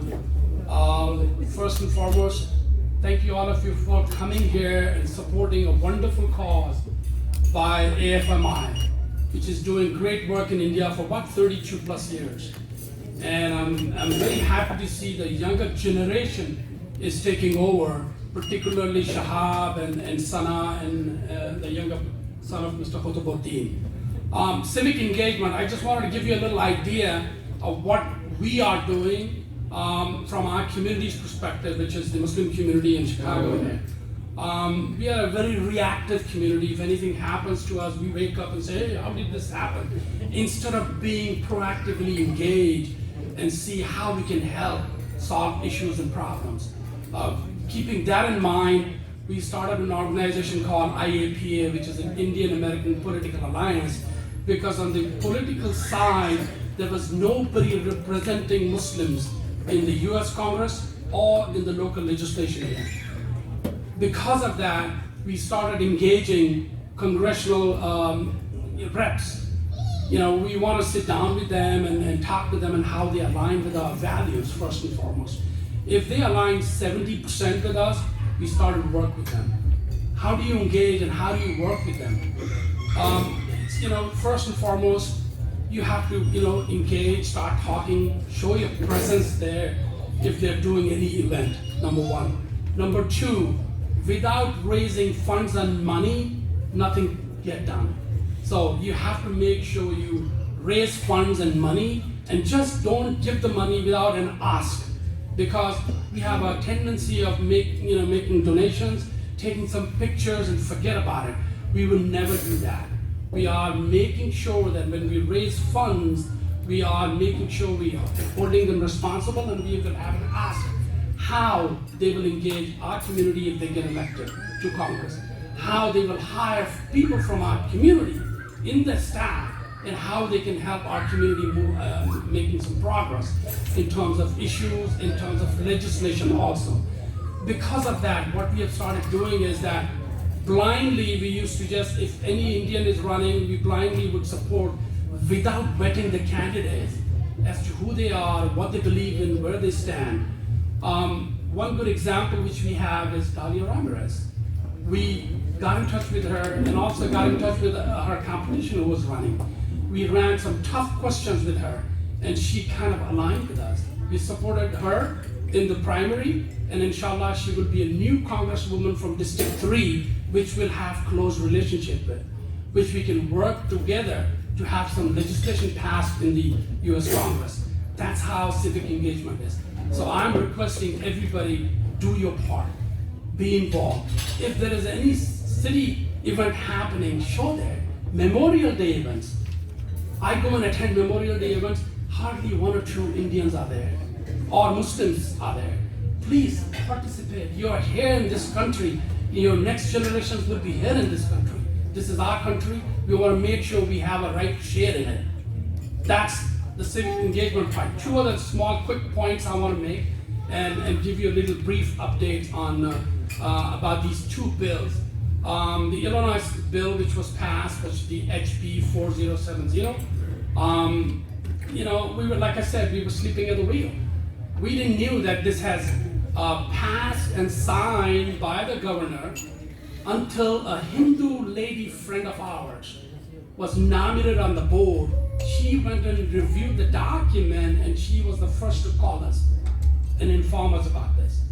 And then we went into doing the research, whatever happened here. And Seth Lewis, who is the Illinois rep from Bartlett area, he's married to an Indian lady. And I think he's been played by some right-wingers to write that language. But we went to work. And we met Ram Velapilan, who was a co-sponsor in the Senate side, which is shocking. Ram is a friend of our community. And we had a personal meeting with him, and he apologized. He said, he never read it, but we went prepared with the document. We put it right in front of him. From our group, we had Pushkar Sharma leading, and he was our spokesperson in the meeting. He had printed that document, and he put it right in front of Ram and said, "No, Ram, you amended the document. If you amended, you reviewed it already. How could you let this go?" Basically, the language is saying that the Muslims are not from the Indian descent.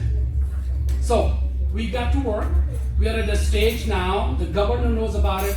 The speaker knows about it. He had made a commitment to us that he's not going to make any appointments from the Democratic side. And Theresa Ma, who is a representative from the Chicago area, is going to lead on it. We have a meeting on 26th of October in Ram's office.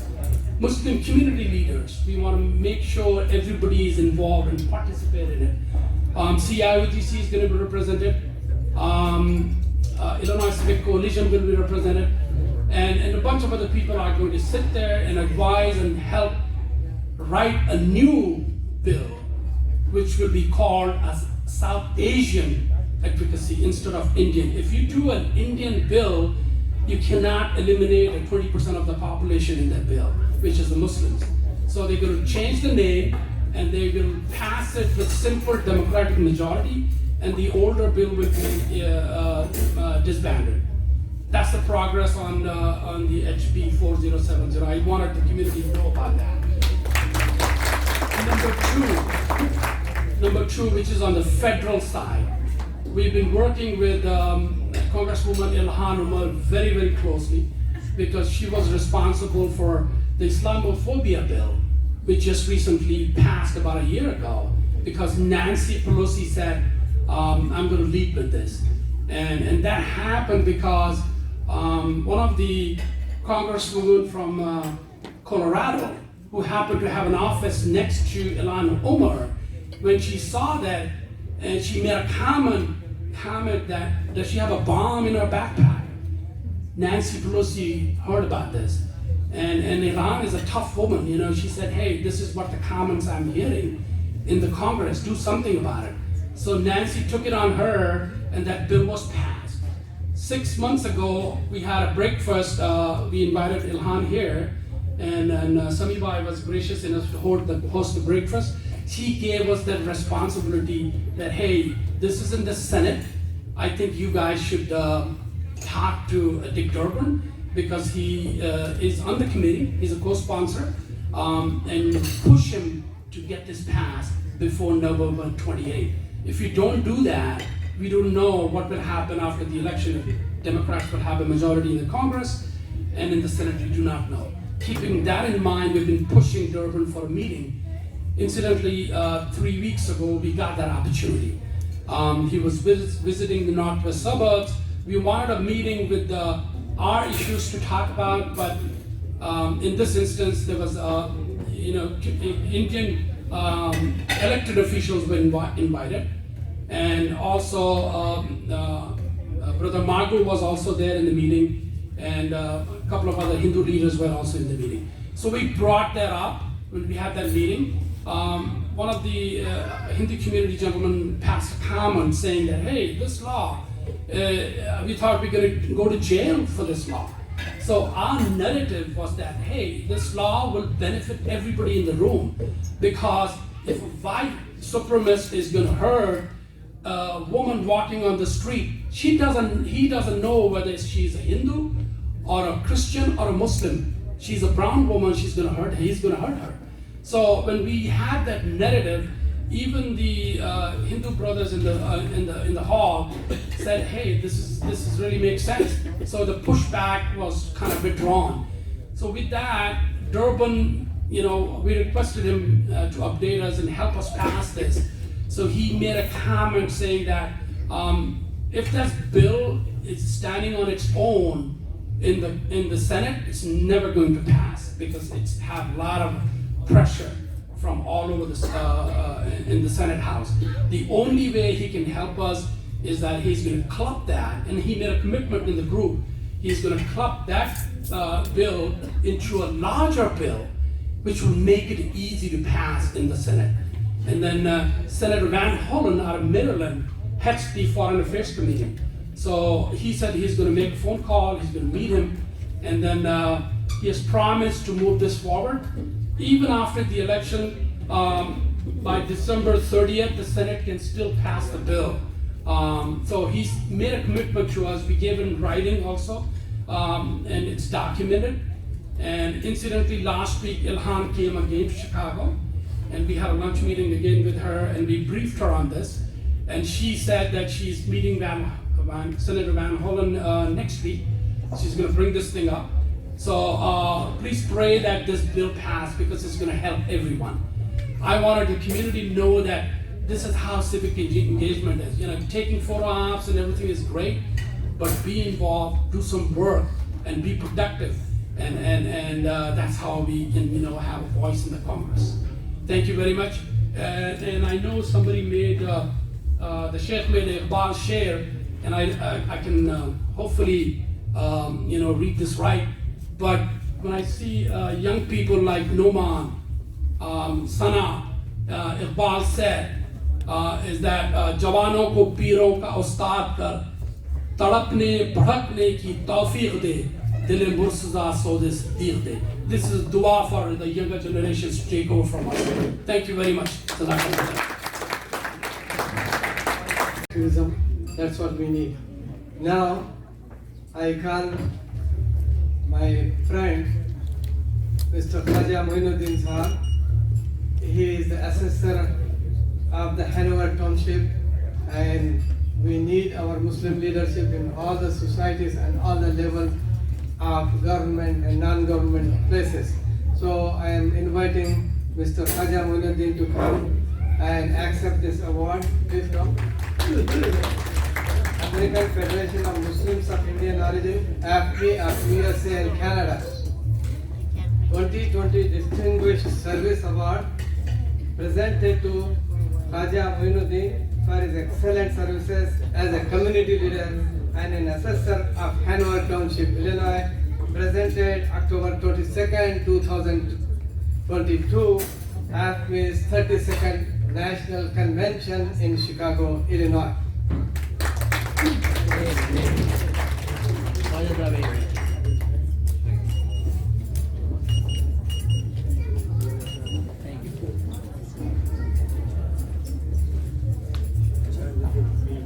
Assalamualaikum. I'm running a little short with the time.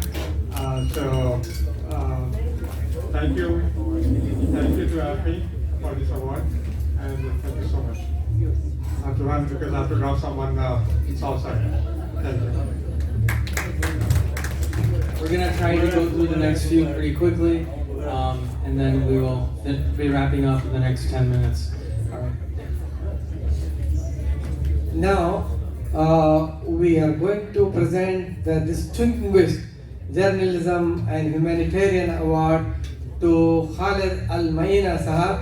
If you can put that slide which he has showed, that will be great. Please go ahead and put the slide.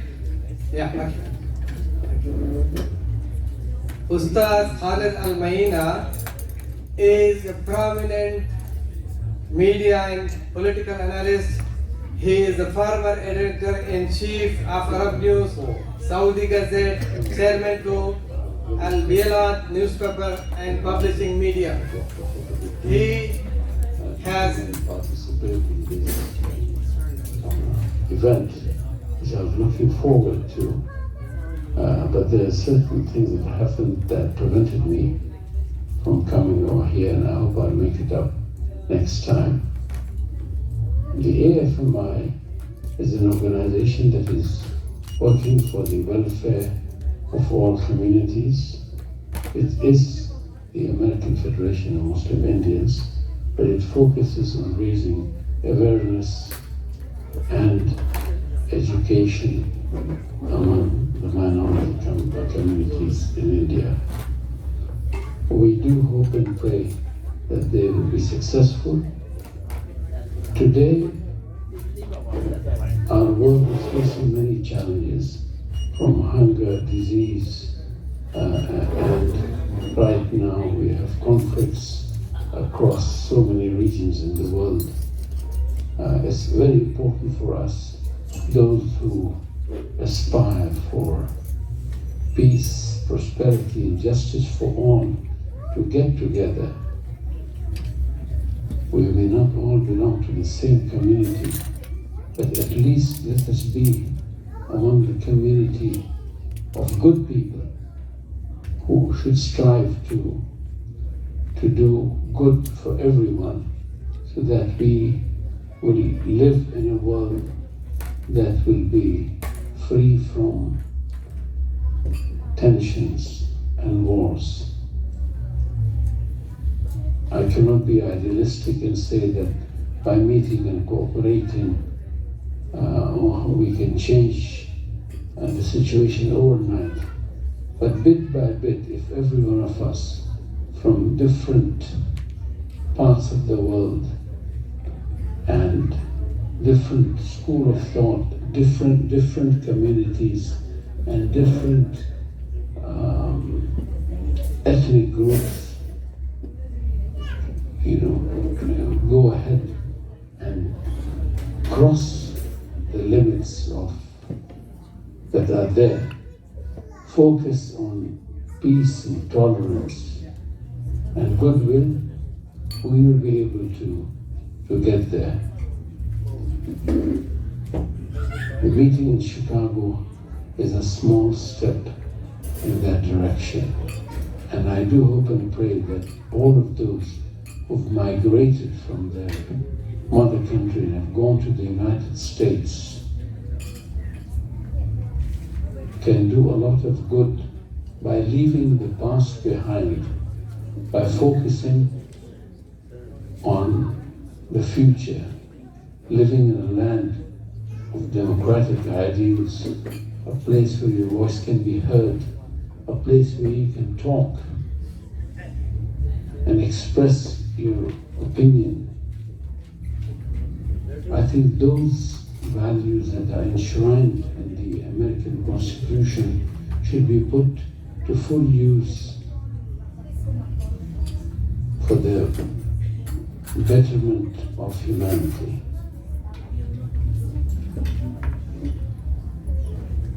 Thank you. Al-Maina Saab is one of his kind. He is conscious of humanity. I have worked with him.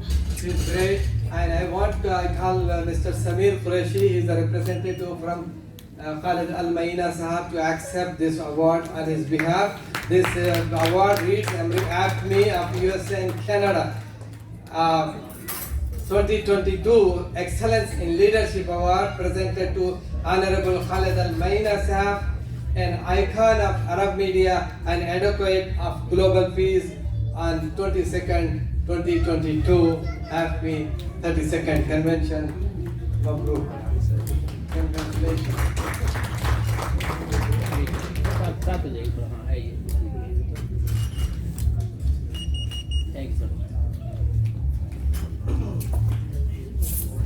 Now, I have been blessed to honor our beloved enthusiastic. His enthusiasm is very contagious. I mean, Dada Bhai Porras, he is a man of all season, man of all religion, man of everybody. He has very, very contagious enthusiasm for betterment of humanity. I ask Porras Dada Bhai to come and honor and take this award. Here is our Porras Dada Bhai, one of its kind. He's contagious, he's very enthusiastic.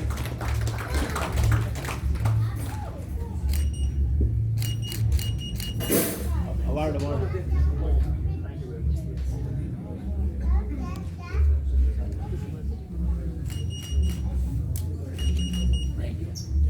Don't go, just stay here. Shalini Gupta, sister Shalini Gupta did not make it today. She is very sick and she is working for United Peace.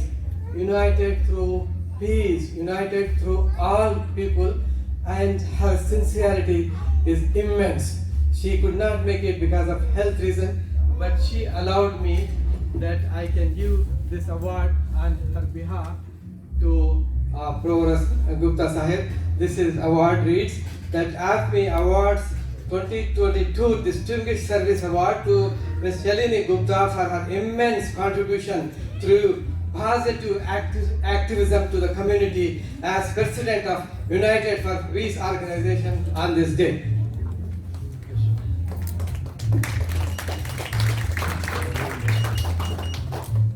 Thank you, sir. Go ahead.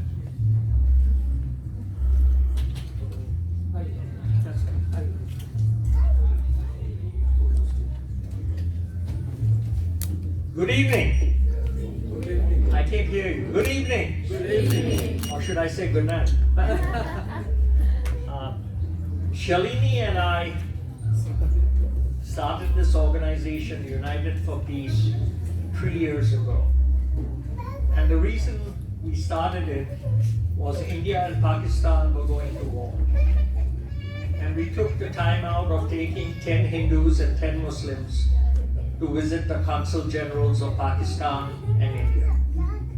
And we talked to them and we told them, look, we live in the States, we work together, we buy and sell houses, we visit restaurants, we have doctors who take care of people who are Hindus and Muslims. So we have no problem living in the United States as United States of America. So why should you have problems in India and Pakistan? That was the cornerstone of how we started. I came to United for Peace with experience. I ran for county board 40 years ago. I ran for treasurer of this county 35 years ago. And then I went into non-partisan politics. So we are a non-partisan, I am a non-partisan person. I have two responsibilities. One is called Citizens Advocacy Center. And that is to build democracy in America and to build democracy in India. We do democracy building. And we have lawyers who work on both sides of the fence, and we are happy to do it. The second part of my hat is United for Peace, and it is very important to me. United for Peace is a grassroots organization. It's a movement of citizens of multiple faiths. We have Christians, we have Muslims, we have me, a Parsi, and we have Sikhs. And our goal is to promote peace and interfaith relationships, not only within our communities, not only within our state, but also within the world. We do this through interfaith meetings, such as the one I'm present here today, and such as the one I just attended with the Ukraine Freedom Movement. You know, in India, we have a slogan, when we wish each other say namaste. Namaste means I see the divine in each and every one of you. The divine is in you, and it is a source of joy for all of us. In the words of Mahatma Gandhi, who we follow, along with Martin Luther King, let me quote what Mahatma Gandhi said, just one of his quotations. I offer you peace. I offer you love. I offer you friendship. I see your beauty. I hear your needs. And I feel your feelings. My wisdom flows from the highest source, which you may call Allah and someone may call God. Let us work together to bring peace and unity in our world. This is our mission, and this is our goal. We are seeing today polarization in the United States, and we are seeing polarization in India. In India, it is majority against minority. And there is an answer. You say you are a minority?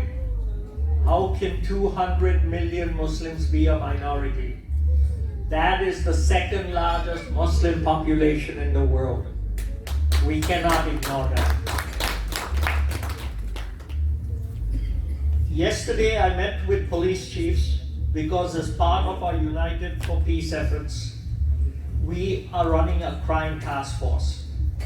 The crime task force job is to reduce crime and murder and killing in the United States. And how do we build this coalition of a crime task force?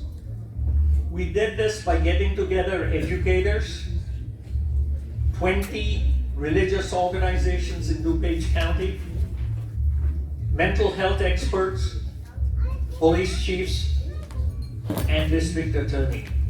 And we are building this coalition to reduce gun violence in DuPage County. So there is nothing you can do and nothing you cannot accomplish. I was really impressed by the young people who spoke today. They bring a different generation of thought and ideas. And as I talked to one of them, they do not, or they have very little implicit bias and very little stereotyping, which I saw with the older generation. We will be doing a Zoom conference on November 10th to combat the root cause of hate which we see in America and India and how to prevent it. And we hope you will join us and we will invite you. Thank you very much for this award, and thank you very much for America, and God bless you all.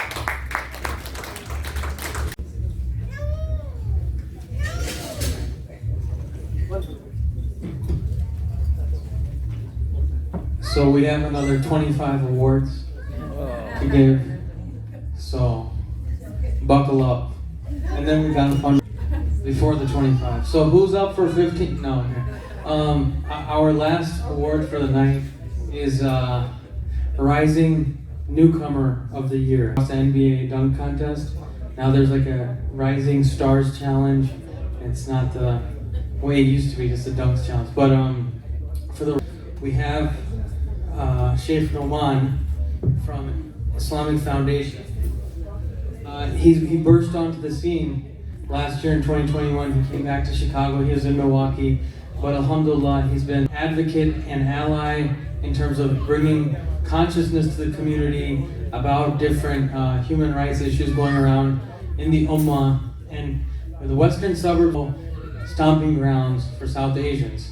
And ever since he's come here, it's kind of changed the complexion of how people are enjoying the masjid space, whether that's from Talif, Iman, different organizations are coming through, having a seat at the table. It's been really refreshing to see that area kind of come alive again. Inshallah, 2022 Rising Star Dunk Award winner, Sheikh Noman Hussein.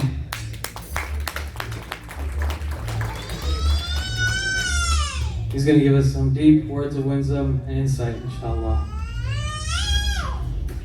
Yeah.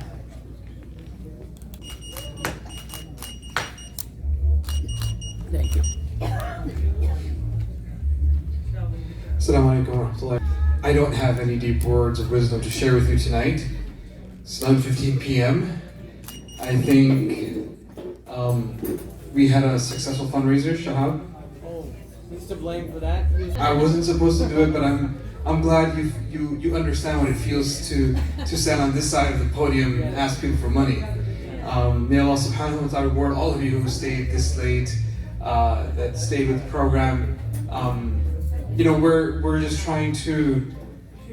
First, I'm not sure why I'm getting this award.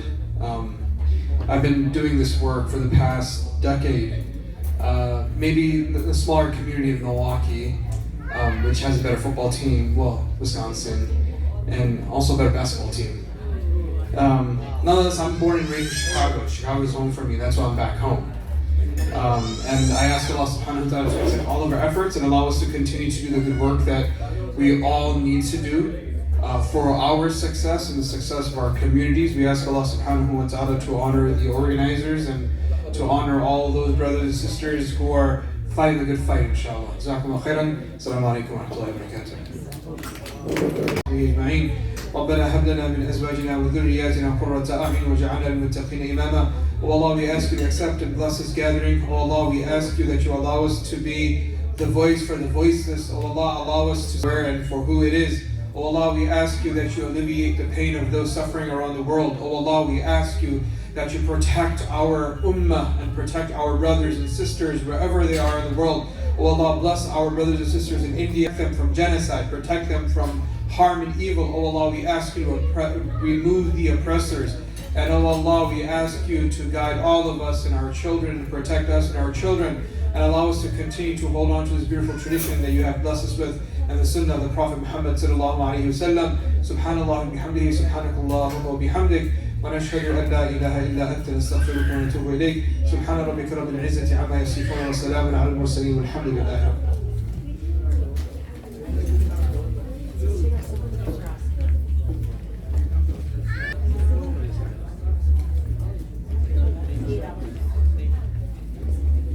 Thank you everyone for coming. Jazakallah. Assalamu alaikum.